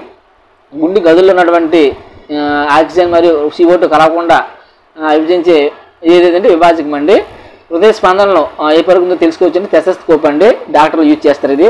నెక్స్ట్ స్పంజికులు మరియు హైడ్రా వంటి నీటిలో పెరిగే మొక్కలండి. ఇక్కడ చూడండి ఒకే లైన్లో నీటిలో పెరిగే మొక్కలకు ఉదాహరణ ఏంటంటే స్పంజికులు మరియు హైడ్రా అని చెప్పవచ్చు. అయితే ఈ మొక్కలు ఎలాంటి ప్రసరణ వ్యవస్థను కలిగి ఉండవండి. నీటిలో పెరిగే మొక్కలు ఎలాంటి ప్రసరణ వ్యవస్థను కలిగి ఉండవు. ఈ స్పంజికులు మరియు హైడ్రా వంటివి ఏంటంటే నివసించే నీటి ద్వారా ఆహారాన్ని మరియు ఆక్సిజన్ని వాటి శరీరంలోకి చేరుతుందండి. గుర్తుపెట్టుకోవాలి, నీరు బయటకు వెళ్ళేటప్పుడు వ్యర్థ పదార్థాలు కార్బన్ డైఆక్సైడ్ తీసుకుపోతాయండి. నీరు బయటకు వచ్చేటప్పుడు నీటి ద్వారానే ఆహారం మరియు ఆక్సిజన్ తీసుకొని శరీరంలోకి వెళ్తుందండి. ఈ నీటిలో పెరిగే మొక్కలకు నీరు బయటకు వెళ్ళేటప్పుడే వ్యర్థ పదార్థాలు కార్బన్ డైఆక్సైడ్గా తీసుకుపోతాయి అంటండి. డైరెక్ట్గా దీనికి ఇటువంటి ప్రసరణ వ్యవస్థ అయితే ఉండదు. అదే నీటిలో పెరిగే మొక్కలు లైక్ హైడ్రా, స్పంజికులు ఇటువంటివి దాంట్లో. నెక్స్ట్ చూడొచ్చు ఫ్రెండ్స్, మనం రాసే పాయింట్లను బిట్టి ఏ విధంగా ఇవ్వచ్చు అని ఒకసారి మీరు అవగాహన చేసుకుని చదువుకుంటే అటెంప్ట్ చేయొచ్చండి. ఆడ ఏ విధంగా ఇచ్చినా కూడా. రక్తంలోని వ్యర్థాలను శరీరం నుండి తొలగించుటకు ఉపయోగపడే అవయవం ఏంటంటే మూత్రపిండాలండి, ఇంపార్టెంట్. అయితే మూత్రపిండాలు 2 ఉంటాయండి. ఈ మూత్రపిండంలోకి రక్తం వెళ్ళినప్పుడు ఉపయోగకరమైనవి మరలా రక్తంలోకి శోషించబడతాయండి. నీటిలో కరిగిన వ్యర్థాలను మూత్రం రూపంలో తొలగించబడతాయండి. ఈ మూత్రపిండాలు ఏం చేస్తాయంటే ఈ మూత్రంలో నుంచి రక్తము వెళ్ళినప్పుడు ఉపయోగకరమైన ఏది ఉంటే ఆ రక్తాన్ని మళ్ళీ శరీర భాగాలకు శోషించబడతాయండి. మిగతా వ్యర్థ పదార్థాలు లాంటివి ఏం చేస్తాయంటే మూత్రం రూపంలో బయటకు పంపించబడతాయండి మూత్రపిండాలు. రక్త ప్రసరణ ఆంగ్ల వైద్యుడు విలియం హార్వే కనుగొన్నాడండి, వెరీ వెరీ ఇంపార్టెంట్. అప్పుడు సర్క్యులేటర్ అన్నారండి కనుగొనేటప్పుడు. నెక్స్ట్ వచ్చి మూత్రపిండాల నుండి మూత్ర గొట్టం లాంటి మూత్ర నాళం ద్వారా మూత్రాశయంలోకి వెళ్తుందండి. మూత్రపిండాల నుంచి ప్రసేరకం అండి, ప్రసేరకం లాంటి కండరాల గొట్టం ద్వారా బయటికి వెళ్తుంది.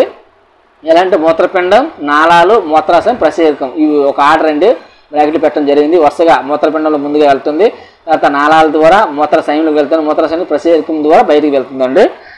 ఒక వయోజనుడు సాధారణంగా 24 గంటల్లో 1 నుంచి 1.8 లీటర్ల మొత్తాన్ని విసర్జిస్తాడండి. ఇది డైరెక్ట్ బిట్ టెక్స్ట్ బుక్లో గుర్తుపెట్టుకోవాలి. ఒక వయోజనుడు సాధారణంగా 24 ఒక రోజులో 1 నుంచి 1.5 లీటర్ల మొత్తం విసర్జిస్తాడు. మూత్రంలో 95% నీరు, 2.5% యూరియా, 2.5% ఇతర పదార్థాలు ఉంటాయండి. ఇది డైరెక్ట్ బిట్ అండి, చాలాసార్లు వచ్చింది. మూత్రంలో నీరు ఎంత పర్సెంట్ ఉంటుందండి? 95% ఉంటుందండి. లేదంటే మూత్రంలో నీరు పర్సెంటేజ్ ఎంత అండి? 95 అండి. ఇది అందరికీ గుర్తుంటుంది, కానీ వాడు యూరియా గురించి కూడా అడగవచ్చండి, గుర్తుపెట్టుకోండి. మన మూత్రంలో యూరియా ఎంత పర్సెంట్ ఉంటుందంటే 2.5% ఉంటుందండి మన మూత్రంలో ఉన్న యూరియా. అలాగే ఇంకో 2.5 ఇతర పదార్థాలు ఉంటాయండి. నెక్స్ట్ చేపలు వంటి జలచరాలండి. ఈ చేపలు వంటి జలచరాలు ఏంటంటే అమ్మోనియాను విసర్జిస్తాయండి. అలాగే పక్షులు, బల్లులు, పాములు సగం ఘన తెలుపు రంగు సమ్మేళనం అండి, యూరిక్ ఆమ్లం అంటారు, అవి విసర్జిస్తాయండి. పక్షులు, బల్లులు అనేవి సగం ఘన పదార్థాలు మరియు సగం యూరియా విసర్జిస్తాయి. మానవుల్లో విసర్జన పదార్థం వచ్చి యూరియా అండి, మనకు తెలిసిన విషయం. మన దాంట్లో యూరియా విసర్జన పదార్థం అనేది ఉంటుంది. మూత్రపిండాల వైఫల్యం వల్ల వచ్చే వ్యాధి వచ్చి డయాలసిస్ అండి. సో చాలామంది మూత్రపిండాలు సరిగ్గా పనిచేయవండి. సో ఆ వ్యాధి ఏంటంటే డయాలసిస్ అండి. డయాలసిస్ అంటే ఏం లేదు, కృత్రిమ కిడ్నీ ద్వారా రక్తాన్ని వడపోస్తారండి. నెక్స్ట్ మొక్కలు నీరు మరియు ఖనిజ లవణాలు వేర్ల ద్వారా గ్రహిస్తాయండి. మొక్కలు వేర్లు మూలకేశకాలు కలిగి ఉంటాయి. నెక్స్ట్ చూడండి, మొక్కలోని నీరు, పోషకాలు రవాణా కొరకు ఉన్న ప్రసరణ కణజాలను దారు అంటారు. కాండం, కొమ్మల ద్వారా వేరులను ఆకులకు అనుసంధానం చేసేదే దారు కణాలండి. ఈ దారు అన్నాక దారు కణాలు అనేవి కాండం మరియు కొమ్మల ద్వారా వేరులను ఆకులకు అనుసంధానం చేస్తుంటాయి పైకి కిందకు. మొక్క అన్ని భాగాలకు ఆహారం సరఫరా చేయటూ ఉండేది ఏంటంటే పోషక కణజాలం అండి. చూసుకోండి, దారు కణాలు అనేవి కాండం, కొమ్మలు, వేరులను ఆకులకు అనుసంధానం చేస్తుందండి. అలాగే పోషక కణాలు ఏంటి ఏం చేస్తాయంటే ఆహారాన్ని సరఫరా చేస్తాయండి, అవి కన్ఫ్యూజ్ అవ్వద్దు, పోషక కణజాలం అంటారు. మొక్క పీల్చుకున్న నీరు అంతా వినియోగించుకోదండి, కొంత బయటకు ఆవిరైపోతుంది. అది ఎలా అంటే బాష్పశీకరణ ప్రక్రియ అండి. బాష్పశీకరణ ప్రక్రియ ద్వారా ఆకులు ఉపరితలంపై గల పత్ర రంధ్రాలు ద్వారా ఆవిరైపోతూ ఉంటాయండి. ఇక్కడ బాష్పశీకరణ గుర్తుపెట్టుకోవాలి, ఆకులు ఉపరితలంపై గల పత్ర రంధ్రాలు కూడా గుర్తుపెట్టుకోవాలి. వాడు ఏ విధంగా బిట్టవచ్చు. సో నీరైతే కొంత వినియోగించుకోదు, ఆ నీరు అనేది బయటకు ఆవిరి రూపంలో వెళ్ళిపోతుంది అంటండి. సో ఫ్రెండ్స్, ఇక్కడ వరకు అది సెమిస్టర్ 1 సంబంధించి 7 లెసన్స్ కంప్లీట్గా పాయింట్ టు పాయింట్ చెప్పడం జరిగింది. సో టెక్స్ట్ బుక్లో అయితే మనకి ఎగ్జామ్ పాయింట్ ఆఫ్ వ్యూలో ఏ బిట్స్ అయితే వస్తాయి రాగలవని అనుకుంటాం, అవి అయితే ఖచ్చితంగా రాయడం జరిగిందండి. సెమిస్టర్ 2 సంబంధించి పార్ట్ 2లో చూద్దాం ఫ్రెండ్స్. Thank you. 8వ లెసన్ వచ్చి మొక్కల్లో ప్రత్యుత్పత్తి. ఫస్ట్ బిట్ చూడండి, మొక్కల్లో పుష్పాలు ప్రత్యుత్పత్తి భాగాలు. సో మొక్కలకు సంబంధించి పుష్పాలు అనేవి ప్రత్యుత్పత్తి భాగాలండి. నెక్స్ట్ చూడండి, మొక్కలు విత్తనాలు లేకుండా కొత్త మొక్కలు ఇస్తే అది అలైంగిక ప్రత్యుత్పత్తి అంటారండి. సో ప్రత్యుత్పత్తి 2 టైప్స్, లైంగిక, అలైంగిక. అలాగే మనం 8th క్లాస్లో కూడా ఇది మనం మెన్షన్ చేసాం. సో మొక్కలు విత్తనాలు లేకుండా కొత్త మొక్కలు ఇస్తాయండి, అవి అలైంగిక ప్రత్యుత్పత్తి. విత్తనాల ద్వారా మొక్కలు కొత్త మొక్కలు ఇస్తే అవి లైంగిక ప్రత్యుత్పత్తి కింద వస్తాయండి. సో కింద చూడండి, వేర్లు, కాండాలు, పత్రాలు మరియు మొగ్గల ద్వారా అలైంగిక ప్రత్యుత్పత్తి జరిగినది శాఖీయ ప్రత్యుత్పత్తి అంటారండి. సో శాఖీయ ప్రత్యుత్పత్తి అలైంగిక ప్రత్యుత్పత్తి కింద వస్తుంది. సో దీనిలో భాగాలు ఏంటంటే వేర్లు, కాండాలు, పత్రాలు మరియు మొగ్గలండి. నెక్స్ట్ చూడండి, గులాబీ సంపంగ మొక్కల్లో కత్తిరించిన కొమ్మ భాగం ఏమంటారండి? ఛేదనం అంటారండి. ఆ ఛేదనం ఎక్కడ చేస్తారంటే కాండం చేస్తారండి. కాండం వద్ద చేసి అది శాఖీయ ప్రత్యుత్పత్తి ద్వారా కొత్త మొక్కలు రావడం జరుగుతుంది గులాబీ సంపంగ మొక్కల్లో. నెక్స్ట్ చూడండి, బంగాళదుంప అండి. బంగాళదుంపలో కన్నులు అనే మచ్చలు ఉంటాయండి. మనము దాదాపుగా చూస్తుంటారు అందరూ, బంగాళదుంపలో ఏదో మూల పెట్టేస్తే కనిపిస్తుంటాయి. 2 days 3 days అవి యూజ్ చేయకుండా ఉంటే అయితే వీటి ద్వారా కొత్త మొక్క వస్తుందండి ఈ కన్నుల ద్వారా. అలాగే బంగాళదుంపలు కాకుండా ఇంకా అల్లం, పసుపు వంటి దాంట్లో కూడా ఈ కన్నుల ద్వారానే రావడం జరుగుతుందండి కొత్త మొక్కలు. నెక్స్ట్ 2 ఆకుల నుండి మొలకెత్తే మొక్క అండి రణపాల, వెరీ వెరీ ఇంపార్టెంట్. రీసెంట్లీ టెట్లో కూడా ఇది అడిగాడండి, కింద వాటిలో ఆకుల నుంచి మొలకెత్తే మొక్క ఏదని రణపాల. నెక్స్ట్ పత్రం అంచులో మొగ్గలను కలిగి ఉంటుందండి. కొన్ని మొక్కలు వేర్ల ద్వారా కూడా మొక్కలు ఇస్తాయి. ఎగ్జాంపుల్ చిలకడదుంప, డాలియా, ఇవి ఏంటంటే వేర్ల ద్వారా కొత్త మొక్కలు వస్తాయండి. ఇవి అంటే ఇప్పుడు ఈ చిలకడదుంప, డాలియా లాంటివి కొత్త మొక్కలు కావాలంటే ఈ వేర్లు మనము వేరే చోట పాతిస్తే సరిపోతుందండి, కొత్త మొక్కలు వచ్చేస్తాయి. మొక్క అనేది తల్లి నుండి విడిపోయి కొత్త మొక్క వస్తుందండి. దానికి ఉదాహరణ అంటే కాక్టస్ అండి. ఇది పూర్తిగా తల్లి నుండి విడిపోతుందండి, ఒక కొత్త మొక్క ఏర్పడుతుంది కాక్టస్. నెక్స్ట్ శాఖీయ ప్రత్యుత్పత్తి అండి అలైంగిక ద్వారా తక్కువ సమయంలో పెరగడమే కాకుండా ముందుగా ఫలాలను ఏర్పరుస్తాయండి. ఈ శాఖీయ ప్రత్యుత్పత్తి ద్వారా వేగంగా మనము ఫలాలను వస్తాయి మరియు అచ్చం మాతృ మొక్కలను పోలు ఉంటాయండి. మనం తల్లి మొక్కలు ఏదైతే యూజ్ చేస్తామో అవే పోలు ఉంటాయి ఈ శాఖీయ ప్రత్యుత్పత్తి వ్యవస్థ ద్వారా. అయితే నెక్స్ట్ ఈస్ట్లో జరిగే ప్రత్యుత్పత్తి కోరకీ భవనం అండి, వెరీ వెరీ ఇంపార్టెంట్. ఎట్లా వచ్చింది ఇది కూడా చాలాసార్లు. ఈస్ట్లో కణం నుండి బయటకు వచ్చే చిన్న బల్బు వంటి నిర్మాణం ఏమంటారంటే కోరకం అంటారండి. కోరకం అనగా మొగ్గ. నెక్స్ట్ శైవులాలు అండి. శైవులాలు అనేవి మొక్కలు అవడం విధానం ద్వారా కొత్త జీవులుగా పెరుగుతాయండి. Example spirogyra. స్పైరోగైరా ఏంటంటే శైవులం అండి. ఈ స్పైరోగైరా ఏ విధానం ద్వారా వస్తుందంటే మొక్కలు అవడం అనే ప్రత్యుత్పత్తి వ్యవస్థ ద్వారా కొత్త మొక్కలు వస్తాయండి. నెక్స్ట్ శిలీంధ్రాలు అండి. సిద్ధబీజాలు ద్వారా ప్రత్యుత్పత్తి జరుపుతాయి. శిలీంధ్రాలు అనేవి సిద్ధబీజాల ద్వారా ప్రత్యుత్పత్తి జరుపుతాయి. ఎగ్జాంపుల్ పేరణ మొక్క, అలైంగిక వ్యవస్థ. ఇది కూడా ఇవి ఈ బ్రాకెట్లో ఎగ్జాంపుల్స్ ఇచ్చాను చూడండి. ఎగ్జాంపుల్స్ కూడా ఇంపార్టెంట్ అండి. వాడు ఏంటంటే డైరెక్ట్గా బిట్ ఎలా ప్రేమ్ చేస్తాడంటే పేరణ మొక్క దేని ద్వారా ప్రత్యుత్పత్తి జరుపుతుంది అంటాడండి, లేదంటే శిలీంధ్రాలు దేని ద్వారా ప్రత్యుత్పత్తి జరుపుతాయి అంటాడండి, లేదంటే కింది వాటిలో సిద్ధబీజాల ద్వారా ప్రత్యుత్పత్తి జరిగే మొక్క ఏదని అంటాడండి. 4 ఇచ్చేసి అందులో లేనిది లేదా ఉన్నది అని అడుగుతుంటాడండి. సో కొంచెం అర్థం చేసుకుని చదవండి. నెక్స్ట్ చూడండి లైంగిక ప్రత్యుత్పత్తి అండి. సో మొక్కల్లో కేసరాలు పురుష ప్రత్యుత్పత్తి భాగం అండి. మొక్కల్లో కేసరాలు అనేవి పురుష ప్రత్యుత్పత్తి భాగం, అండకోశం అనేది స్త్రీ ప్రత్యుత్పత్తి భాగం అండి. సో మొక్కలు జంతువులు ఒకేలా ఉంటుందండి. సో మొక్కలు బాగా అవగాహన చేసుకుంటే జంతువులు కూడా బాగా అవగాహన చేసుకోవచ్చు. జంతువులు అంటే ఇంకా మనం కూడా అందులోకి వస్తామండి. సో గుర్తుపెట్టుకోండి. నెక్స్ట్ చూడండి కేసరం లేదా అండకోశం మాత్రమే ఉన్న పుష్పాలను ఏమంటారంటే ఏకలింగ పుష్పాలు అంటారండి. కేసరమైన ఉండాలి. కేసరం అనేది స్త్రీ భాగం అని చెప్పాం. కేసరం అనేది పురుష భాగం, అండకోశం అనేది స్త్రీ భాగం. ఈ రెండింటిలో ఏదో ఒకటి ఉంటే దాన్ని ఏకలింగ పుష్పాలు అంటారండి. కన్ఫ్యూజ్ అవ్వద్దు. కేసరం లేదా అండకోశం ఏదో ఒకటే ఉండాలి, ఉంటే దాన్ని ఏకలింగ పుష్పాలు అంటారు. అలా కాకుండా కేసరం మరియు అండకోశం 2 భాగాలను కలిగి ఉన్న పుష్పాలను ఏమంటారు ద్విలింగ పుష్పాలు అంటారండి. ఏకలింగ పుష్పాలు ఉదాహరణ చూడండి మొక్కజొన్న, బొప్పాయి, దోస. ద్విలింగ పుష్పాలకు ఉదాహరణ చూడండి ఆవాలు, గులాబీ, పెట్యూనియా. నెక్స్ట్ చూడండి కేసరంలో పరాగ కోసం కేసరాలు ఉంటాయండి.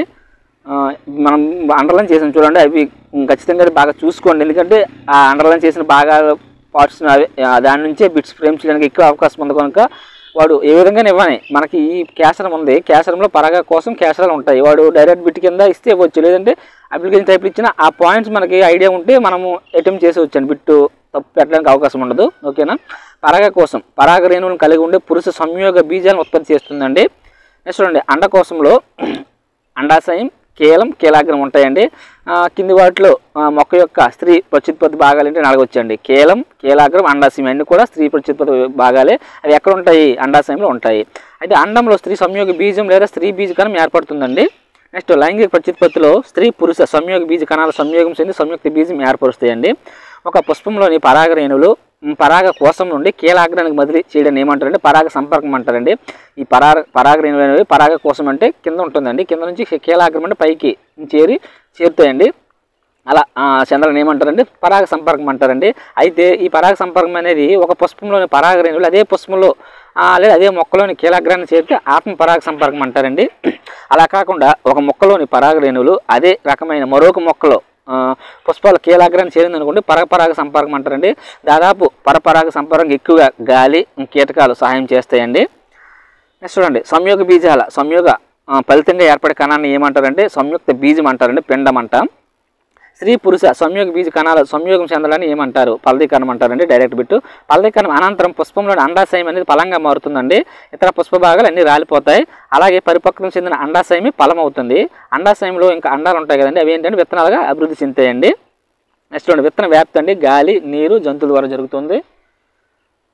విత్తన వ్యాప్తి అనేది ఏ విధంగా జరుగుతుంది? గాలి, నీరు, జంతువుల ద్వారా జరగడం జరుగుతుంది. ఒకే జనక జీవి నుండి ఉత్పన్నం అయిన జీవుల సమూహాన్ని ఏమంటారంటే క్లోన్ అంటారండి. మనము ఇది 8th క్లాస్లో చెప్పాం. గొర్రె అది కూడా ఈ క్లోన్ ప్రక్రియ ద్వారా నూతన జీవి ఏర్పడుతుందని చెప్పాం కదా.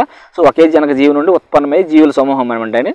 నెక్స్ట్ చూడండి ఫ్రెండ్స్ 9వ లెసన్. సో ఇక్కడకు 8 లెసన్స్ కంప్లీట్ అయ్యాయి. Important bits. 9వ లెసన్ అండి చలనము మరియు కాలం. ఫ్రెండ్స్ మనము రాసేదే లైన్ టు లైన్ చూసి ఎగ్జామ్ పాయింట్ ఆఫ్ వ్యూలో బిట్ పోకూడదనే ఉద్దేశంతో ఖచ్చితంగా చిన్న బిట్స్ కూడా రాయడం జరుగుతుంది.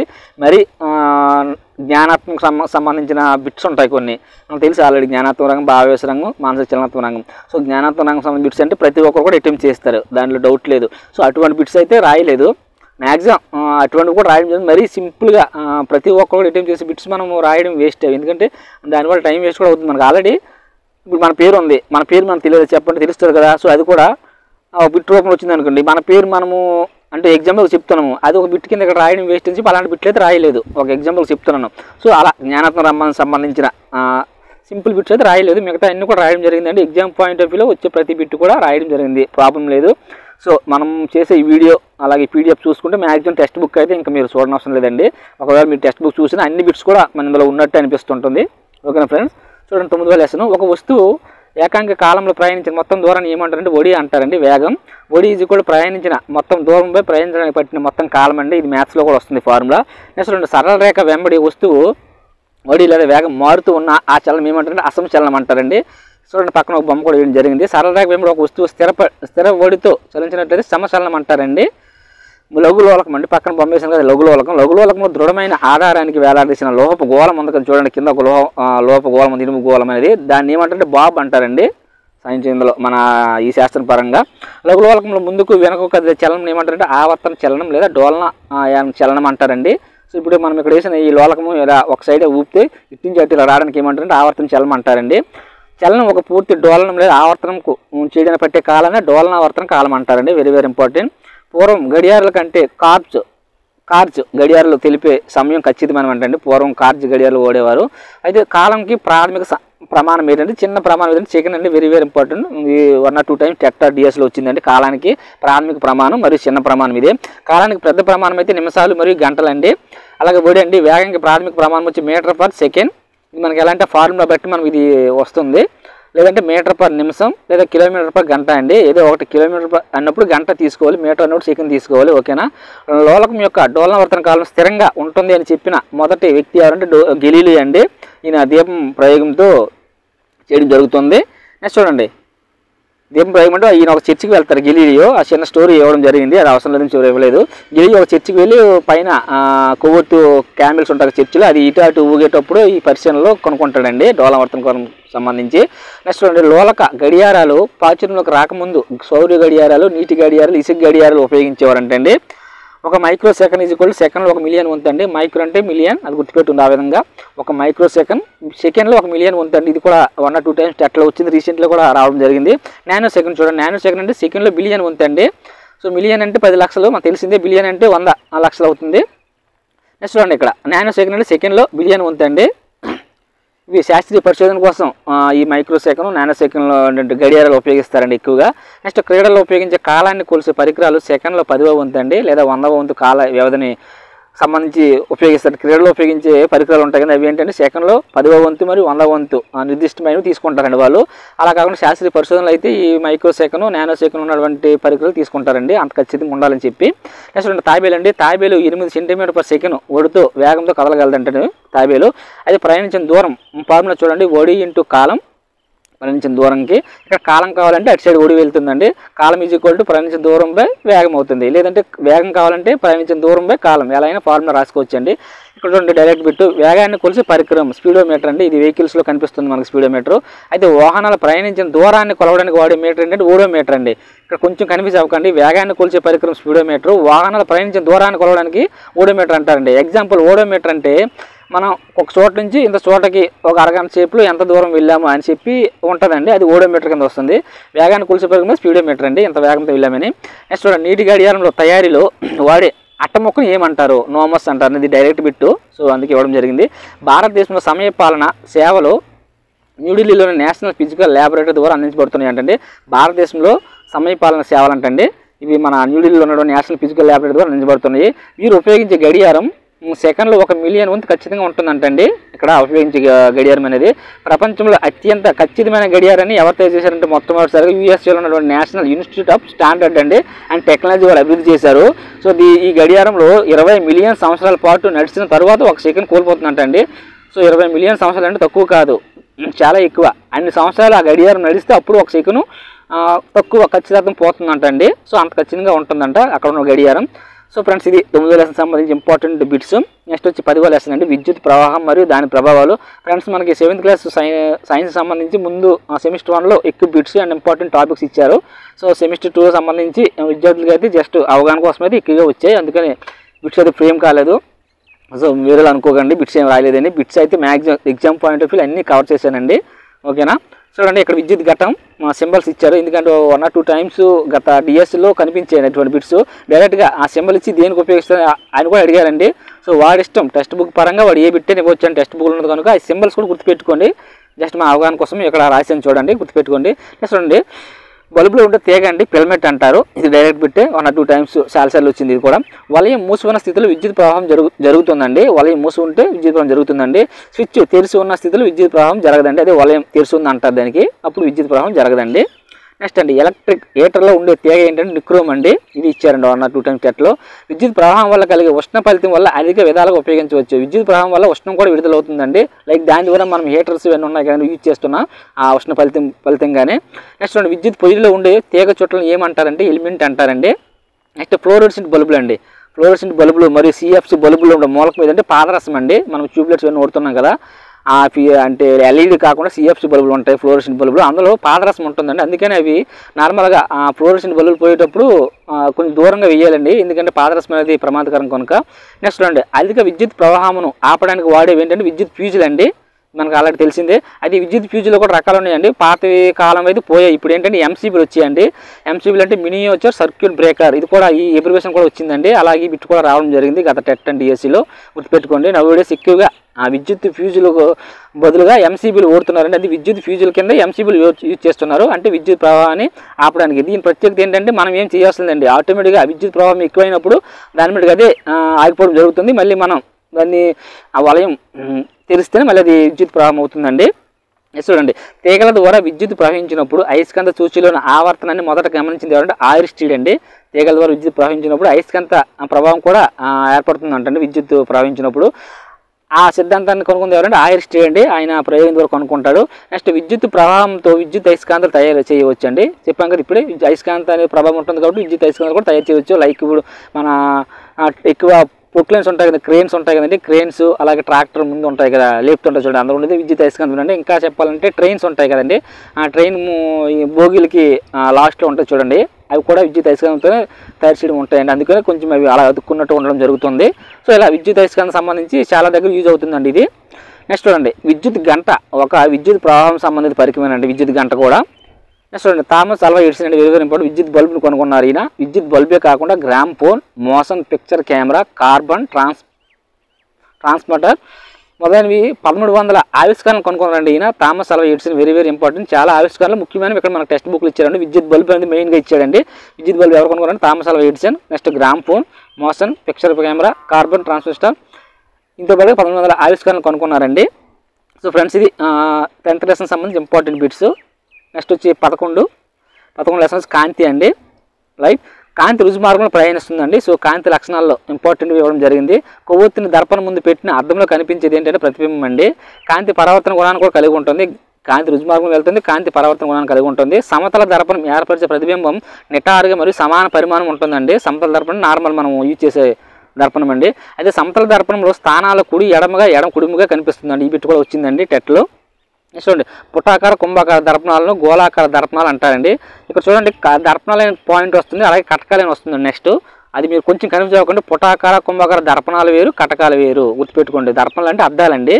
సో ఆ లక్షణాలు కూడా దీనికి ఆపోజిట్లో ఉంటాయి, అది కూడా చెప్తున్నాను. కుంభాకార పుటాకార దర్పణాలకు, కుంభాకార పుటాకార కటకాలకు ఫుల్ ఆపోజిట్ అండి, అలా గుర్తుపెట్టుకోండి. సో ఇక్కడ చూడండి పుటాకార కుంభాకార దర్పణాలు ఏమంటారంటే గోళాకార దర్పణాలు అంటారు. సో పుటాకార దర్పణంలో నిజ ప్రతిబింబం ఏర్పడుతుంది, తెరపై ప్రతిబింబాన్ని పట్టగలమండి. సో ఇదే విధంగా పుటాకార కటకం కూడా ఉంటుందండి, దానికి ఇది ఆపోజిట్లో చెప్పేస్తే అయిపోతుందండి, అలా గుర్తుపెట్టుకోండి. నెక్స్ట్ సమతల దర్పణంలో ఏర్పడే ప్రతిబింబం తెరపై పట్టలేము, అలాంటివి ఏమంటారంటే మిథ్యా ప్రతిబింబం అంటారండి. ఆ డైరెక్ట్ బిట్ కింద రావచ్చు. తెరపై పట్టలేనటువంటి ప్రతిబింబాలు ఏమంటారు? మిథ్యా ప్రతిబింబం అంటారు. పట్టే ఏంటంటే నిజ ప్రతిబింబం అవుతుంది. నెక్స్ట్ చూడండి పుటాకార దర్పణాలను ఎక్కడ యూజ్ చేస్తారు? కన్ను, ముక్కు, చెవి, గొంతు డాక్టర్లు ఉపయోగిస్తారు. వెరీ ఇంపార్టెంట్ అండి. నాకు తెలిసి చాలాసార్లు వచ్చింది ఈ బిట్టు. అంటే డైరెక్ట్ పుటాకార దర్పణం ఉన్నట్టు యూజెస్ సంబంధించి ఇవ్వడం జరుగుతుందండి. ఫర్ ఎగ్జాంపుల్ గొంతు డాక్టర్స్ ఉపయోగించే దర్పణాలు ఏది ఉంటుంది, ఏ దర్పణం ఉంటుంది అంటాడండి. లేదంటే కార్లు, స్కూటర్లు, హెడ్ లైట్స్లో, టార్చ్ లైట్లు వాడే దర్పణం మీద అంటాడండి. లేదంటే వాహనాల డ్రైవర్లు యూజ్ చేస్తారు కదా, పక్కన ఆ అద్దాల్లో ఇటువంటి అద్దాలు యూజ్ చేస్తారు, లేదా ఇటువంటి దర్పణాలు యూజ్ చేస్తారు అంటారండి. సో అలాగే కటకాలకు సంబంధించి కూడా దాని యొక్క నిజ జీవితం ఉపయోగించే సందర్భాల్లో ఉదాహరణగా మనకి ఇస్తాడండి ఎగ్జామ్ పాయింట్ ఆఫ్ వ్యూలో, గుర్తుపెట్టుకోండి. నెక్స్ట్ చూడండి కుంభాకార దర్పణాలను వాహనాలకు డ్రైవర్ పక్కన వాడే అద్దాలు ఉపయోగిస్తారంటండి ఇవి. నెక్స్ట్ చూడండి భూతార్థం ఒక కటకం అండి. చూడండి కటకం వేరు దర్పణం వేరు అని చెప్పాం కదా, భూతార్థం ఉంటుంది కదా అది కటకం అండి, కటకం కింద వస్తుంది. లైక్ భూతార్థం అనేది కుంభాకార కటకమేనండి అది. సో కటకాలను ఎక్కడ యూజ్ చేస్తారు? కళ్ళద్దాల్లో, దూరదర్శన్లో, సూక్ష్మ దర్శనం ఉపయోగిస్తారండి. అద్దాలు వేరు కటకాలు వేరు. కటకాలు ఎక్కడ? కళ్ళద్దాలు యూజ్ చేసేది దూరదర్శన్లో, సూక్ష్మ దర్శనం ఉపయోగిస్తారు. అదే కుంభాకార కటకం అండి. కుంభాకార కటకాల కాంతిని కేంద్రీకరిస్తుందండి. సో అందుకని వీటిని ఏమంటారు? కేంద్రీకరణ కటకాలు అంటారండి. సో కేంద్రీకరణ కటకాలు ఏవి అంటే కుంభాకార కటకాలు. లైక్ ఇంకా గుర్తుపెట్టుకోండి, భూతార్థం గుర్తుపెట్టుకోండి, భూతార్థం కుంభాకార కటకం కింద వస్తుంది. నెక్స్ట్ పుటాకార కటకాలు అనేవి కాంతిని ఏం చేస్తే వికేంద్రీకరిస్తాయండి. సో వీటిని వికేంద్రీకరణ కటకాలు అంటారు. చూడు పక్కన సింబల్స్ కూడా వేసాను చూడండి, లైక్ అది మనకి గుర్తుండడం కోసం. కేంద్రీకరణ అంటే ఒకే చోట కేంద్రీకరణ అవుతుంది కాంతి అనేది. పుటాకార కటకంలో వికేంద్రీకరణ అవుతుంది అనమాట. నెక్స్ట్ ఉండే తెల్ల రంగు అండి. 7 రంగుల మిశ్రమం ఏంటంటే ఇంద్రధనుస్సు అండి. ఈ తెల్ల రంగు అనేది 7 రంగుల మిశ్రమం. నెక్స్ట్ చూడండి పుటాకార కటకం ఎల్లప్పుడూ నిటారు మిథ్య చిన్నదైన ప్రతిబింబం ఏర్పరుస్తుందండి పుటాకార కటకం అనేది. నెక్స్ట్ కుంభాకార కటకం అండి. కుంభాకార కటకం నిజ తలక్రిందులైన ప్రతిబింబం ఏర్పరుస్తుంది. వస్తువు కటకానికి దగ్గరగా ఉంచిన నిటారు మరియు మిథ్య వృద్ధీకరణ ప్రతిబింబం ఏర్పడుతుందండి. వస్తువుని పెద్దగా చూపడానికి ఉపయోగపడుతుంది కుంభాకార కటకం. సో ఇక్కడ చూడండి కుంభాకార కటకం, కుంభాకార దర్పణం వేరు, పుటాకార కటకం, పుటాకార దర్పణం వేరు. దాని యొక్క లక్షణాలు కూడా వేరేగా ఉంటాయి, ఒకసారి చూసుకోండి. అలాగే సంబంధించి నిజ జీవితంలో ఏ సందర్భం యూజ్ చేస్తామని కూడా గుర్తుపెట్టుకోండి, మ్యాక్సిమం అవే ఇస్తాడు. ఓకేనా. నెక్స్ట్ చూడండి 12వ లెసన్ అండి. అడవులు మన జీవనాధారం. కాండంపై ఉన్న చెట్టు కొన భాగాన్ని ఏమంటారు? చెట్టు శిఖరం అంటారండి. చెట్టు కొమ్మలపై కప్పులా ఉండే వాటిని ఏమంటారంటే పందిరి అంటారండి. క్రింది ఉన్నవి అంతస్తులు, పందిరి కింద ఇంకొంటాయి దాన్ని అంతస్తులు అంటారు. పుట్టగొడుగులు మరియు ఇతర సూక్ష్మజీవులు చనిపోయిన మొక్కల మరియు జంతువుల కణజాలాలను ఆహారంగా తీసుకుంటూ ముదురు రంగుల హ్యూమస్ పదార్థంగా మారుస్తాయండి. ఇక్కడ హ్యూమస్ అనేది గుర్తుపెట్టుకోండి. పుట్టగొడుగులు అనేవి సూక్ష్మజీవులు చనిపోయిన మొక్కలు మరియు జంతువులు కణజాలను ఆహారంగా తీసుకుంటూ ముదురు రంగుల హ్యూమస్ పదార్థాలను మారుస్తాయి. సో వాడు బిట్టి ఏ విధంగా ఇవ్వచ్చు? కింది దాంట్లో పుట్టగొడుగులకు సంబంధించి సరి కాంతి ఇచ్చాడు అనుకోండి, సో సరైన 3 ఇస్తాడు, కాంతి 1 ఇస్తాడు. లేదంటే సరైనది ఇచ్చినప్పుడు మిగతా 3 రైట్ ఇచ్చి 1 రాంగ్ ఇస్తాడండి. సో అందుకని పాయింట్ మొత్తం కూడా గుర్తుపెట్టుకోండి. నెక్స్ట్ చనిపోయిన మొక్కలు మరియు జంతువులను హ్యూమస్గా మార్చే సూక్ష్మజీవులు ఏవి? విచ్ఛిన్నకారులు, వెరీ వెరీ ఇంపార్టెంట్. ఆకుపచ్చని ఊపిరితిత్తులు ఎవరిని అంటారండి? అడవులను అంటారండి. ఈ అడవులను ఆకుపచ్చని ఊపిరితిత్తులు అంటారు. శక్తివంతమైన సజీవ అస్తిత్వం కూడా అడవులను అంటారండి. శక్తివంతమైన సజీవ అస్తిత్వం గల వ్యవస్థ ఏదంటే అడవులండి. భారతదేశంలో అటవీ విస్తీర్ణం మొత్తం విస్తీర్ణంలో ఎంత కలిగి ఉందంటే 21% అండి. Very very important. మన దేశం సంబంధించి ఇది, మన దేశంలో అటవీ విస్తీర్ణం ఎంత? 21% అని చెప్తే అయిపోతుంది డైరెక్ట్ బిట్టు. లాస్ట్ అండి 13వ లెసన్ మురుగు నీటి కథ. ప్రపంచ జల దినోత్సవం అండి మార్చి 22. ఇది ఆల్రెడీ మన 8th క్లాస్లో వచ్చింది మనకి. ప్రపంచ జల దినోత్సవం అనేది మార్చి 22. 2005న యుఎన్ఓ సాధారణ సభ 2005-2015 కాలాన్ని జీవం కోసం జలమని అన్నారండి. Very very important. యుఎన్ఓ 2005న సాధారణ సభ ఏమని చెప్పింది? 2005 మరియు 2015 మధ్య 10 సంవత్సరాల కాలాన్ని ఏమంటారంటే జీవం కోసం జలం అని అంతర్జాతీయ దశాబ్దంగా ప్రకటించిందండి. నీటిని శుభ్రపరచడం అనేది నీటి వనరులకి లోకి ప్రవేశించే ముందు లేదా తిరిగి ఉపయోగించబడే ముందు కాలుష్య కారకాలను తొలగించే ప్రక్రియ అండి మురుగునీరు శుద్ధి. అంటే మనం అది సప్లై కోసం పంపిస్తాం కదా, ఆ ముందు శుభ్రపరిచే క్రియను నీటిని శుభ్రపరచడం అంటారండి. నెక్స్ట్ మురుగు అండి. మురుగు అంటే కాలువలు, లాండ్రీల నుంచి వచ్చే నల్లటి నీరు అండి మురుగు అంటే. సో మురుగు ఒక ద్రవ పదార్థం మరియు తేలియాడి మలినాలు ఉంటాయండి. మురుగులు ఏ ఉంటాయంటే ద్రవ పదార్థం ఉంటుంది మరియు తేలియాడి మలినాలు కూడా ఉంటాయండి. చూడండి కార్బన్ మలినాలు అండి. ఈ మలినాలు మళ్ళీ రకాలు ఉంటాయండి. తేలియాడి మలినాలు అన్న కదా, కార్బన్ మలినాలు ఉంటాయి, అకార్బన్ మలినాలు ఉంటాయి, పోషకాలు ఉంటాయి, బ్యాక్టీరియా ఉంటాయి. కార్బన్ మలినాలు ఎగ్జాంపుల్స్ ఏంటి? మానవ మలం, జంతువులు వ్యర్థాలు, నూనెలు, మూత్రం, పండ్లు, కూరగాయలు వ్యర్థాలు, పురుగు మందులు, ఇవన్నీ కూడా కార్బన్ మలినాల కింద వస్తాయండి. అకార్బన్ అంటే రసాయనకు సంబంధించినవి, నైట్రేట్లు, ఫాస్ఫేట్లు, లోహాలు మొదలైనవి అకార్బన్ మలినాల కింద వస్తాయి. పోషకాలు అండి. పోషకాలు అంటే నైట్రోజన్, ఫాస్ఫరస్ అండి. బ్యాక్టీరియా సంబంధించి కలరా, విబ్రియో కలరా, టైఫాయిడ్ అండి, సాల్పునల్ ఫార్మటైవ్ అంటారు, దాని యొక్క రసాయన నామాలు అవి. అలాగే సూక్ష్మజీవులు అండి, విరోచనాలను కలిగించే ప్రోటోజోన్ కూడా మన ఈ మలినాల్లో తేలియాడి మలినాల్లో ఉంటాయండి. ఓకేనండి. చూడండి మురుగునీటి శుద్ధి కర్మాగారంలో మలం వంటి ఘన పదార్థాలు ట్యాంక్ అడుగు భాగాన చేరగా స్కాపర్ అనే పరికరం ద్వారా తొలగిస్తారండి. సో మురుగునీటి శుద్ధి కర్మాగారంలో ఘనమైన పదార్థాన్ని కిందకి వెళ్ళిపోతాయి కదండి, ఆ కిందకి వెళ్ళేటప్పుడు స్కాపర్ అనే పరికరంతో తొలగిస్తారండి. దీన్ని ద్రవరూప స్లడ్జ్ లేదా బురద అంటారు. ఈ బిట్ కూడా వచ్చిందండి 1 or 2 times టెట్ అండ్ డిఎస్లో. పైకి తేలియాడే నూనె, గ్రీజు వంటివి తొలగించేది ఏంటంటే స్కిమ్మర్ అండి. గుర్తుపెట్టుకుని స్కాపర్ వేరు, స్కిమ్మర్ వేరు. పైకి తెలివి తీసేవి స్కిమ్మర్, లోపల ఘనపదార్థాలు తీసేది స్కాపరు. ఇక్కడ స్పష్టంగా కనబడే నీటిని శుద్ధ జలం అంటారండి. ఈ స్కిమ్మర్ ప్రక్రియ వచ్చేటప్పటికి మనకి వాటర్ అనేది నీట్గా కనిపిస్తుంది కొంత, ఇది శుద్ధ జలం అంటారు. నెక్స్ట్ క్రియాశీల మురుగులో దాదాపు 97% నీరే ఉంటుందండి. Very very important. ఇది చాలాసార్లు వచ్చింది బిట్టు. క్రియాశీల మురుగులో దాదాపు 97%. చూడండి నేను కొన్ని దగ్గర ఇన్వర్స్ కామర్స్ పెట్టాను, అవి వెరీ వెరీ ఇంపార్టెంట్ అండి. అంటే మ్యాక్సిమం అవి 1 or 2 times టెట్లో వచ్చినవి ఇంతకుముందు. అటువంటి ఇంకా బాగా మనం గుర్తుపెట్టుకోవాలి. అదే డైరెక్ట్ బిట్స్ కింద ఇచ్చేటప్పుడు ఖచ్చితంగా అవే ఇస్తాడు. నెక్స్ట్ చూడండి, నీటిని పంపిణీ వ్యవస్థకు ముందు కలిపితే క్లోరిన్ ఓజోన్ కలుపుతారండి. అండ్ నీటిని పంపిణీ చేసే ముందు క్లోరిన్ ఓజోన్ అనేది కలిపేసి పంపిస్తారండి. అప్పటికి ఇంకా ఏమి ఉండకుండా ఉండాలని సూక్ష్మజీవులు ఏమి. నెక్స్ట్ చూడండి, మురుగునీటి చెరువుల నుండి చెరువులు వెంబడి పెంచే చెట్లు యూకలిప్టస్ అండి. అశోక చెట్లు అంటారా ఆ టైపు యూకలిప్టస్ చెట్లు మురుగునీటి చెరుకు వెంబడి. ఇవి ఏంటంటే బాష్పోత్సర్గం ద్వారా ఇవి యూజ్ అవుతాయండి. నెక్స్ట్ చూడండి, స్వచ్ఛ భారత్ అండి. స్వచ్ఛ భారత్ ఉద్యమం అనేది 2016లో సెంట్రల్ గవర్నమెంట్ ప్రారంభించిందండి. దేనికోసం అంటే మురుగునీటి పారుదల, ప్రతి ఒక్కరికి మరుగుదొడ్లు అందించడం కోసం అండి. అంటే మురుగునీటి పారుదల సక్రమంగా ఉండడం కోసం మరియు ప్రతి ఒక్కరు కూడా మరుగుదొడ్లు అందించాలనే ఉద్దేశంతో స్వచ్ఛ భారత్ ఉద్యమం అనేది 2016లో ప్రారంభించారండి. నెక్స్ట్ వానపాముల ద్వారా మానవ విసర్జన శుద్ధి చేసే మరుగుదొడ్లే వర్మీ ప్రాసెసింగ్ మరుగుదొడ్లు అండి. Very very important. వానపాముల ద్వారా మానవ విసర్జన, మన యొక్క విసర్జన అనేది శుద్ధి చేసి మరుగుదొడ్లు అండి ఇవి వానపాములు. ఇవి ఏంటంటే సేంద్రియ ఎరువులుగా ఉపయోగపడతాయండి తర్వాత పొలాలకు. నెక్స్ట్ అండి, మానవత్వం మరియు జ్ఞానోదయం అయిన పనులు చేయడానికి ఎవరి కోసం ఎదురు చూడవలసిన పని లేదు అని డైరెక్ట్ ఒక చెప్పారండి గాంధీ గారు. ఒక స్లోగన్ చెప్పారు, మన టెక్స్ట్ బుక్ లాస్ట్లో ఇచ్చాడు, అది కూడా ఇవ్వడం జరిగింది. నెక్స్ట్ అండి, ప్రపంచంలో మొట్టమొదటి పట్టణ పారిశుద్ధ్య వ్యవస్థ హరప్పా మొహంజదారో అండి. సో మనకి 7th క్లాస్ సంబంధించి 7th క్లాస్ 6th 7thలో పూర్తిగా సింధు నాగరికత లేదా హరప్పా నాగరికత లేదా మొహంజదారో నాగరికత గురించి విపులంగా ఉందండి. సో అక్కడ చూద్దాం, అక్కడ కూడా బిట్టు వస్తుంది. ప్రపంచంలో మొట్టమొదటి పట్టణ పారిశుద్ధ్య వ్యవస్థ అండి హరప్పా మొహంజదారో. లేదంటే పట్టణ నాగరికత ఏదన్నా కూడా సింధు నాగరికత అంటారు లేదా హరప్పా మొహంజదారో నాగరికత అంటారు. దీనికి సంబంధించి బిట్టు కూడా టెట్లో వచ్చింది. అయితే అది 6th క్లాస్ సంబంధించి బిట్టు కనుక ఇక్కడ చెప్పడం జరగట్లేదు. నెక్స్ట్ అండి, సింధు లోయ నాగరికత ఇటుకలలో తయారు చేసిన మరుగుదొడ్డి 4500 సంవత్సరాలు నాటిది ఉందంటండి అక్కడ. ఇది అక్కడ ఆల్రెడీ వస్తుంది, ఇక్కడ ఇవ్వడం జరిగింది. సింధు లోయ నాగరికత అనేది పట్టణ నాగరికత అండి. ఇప్పుడు ఉన్నటువంటి పట్టణ పరిస్థితి ఎలా ఉందో అదేవిధంగా అప్పట్లో సింధు లోయ నాగరికత ఉండేదంటండి.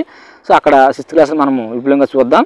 సో ఫ్రెండ్స్, ఇది 7th క్లాస్ సంబంధించి జనరల్ సైన్స్ సెమిస్టర్ 2 పూర్తిగా చెప్పడం జరిగింది. సో దీంతో 7th క్లాస్ సంబంధించి సోషల్ సైన్స్ 2 పార్ట్స్ పూర్తిగా మొత్తం 4 పార్ట్స్ వస్తాయండి. సెమిస్టర్ 1 ఒక పార్ట్, సెమిస్టర్ 2 పార్ట్స్ కింద మొత్తం 4 వీడియోస్ మనము చూస్తే 7th సోషల్ సైన్స్ పూర్తిగా మీకు టెక్స్ట్ బుక్ మొత్తం గ్రిప్ వస్తుందండి. Thank you friends.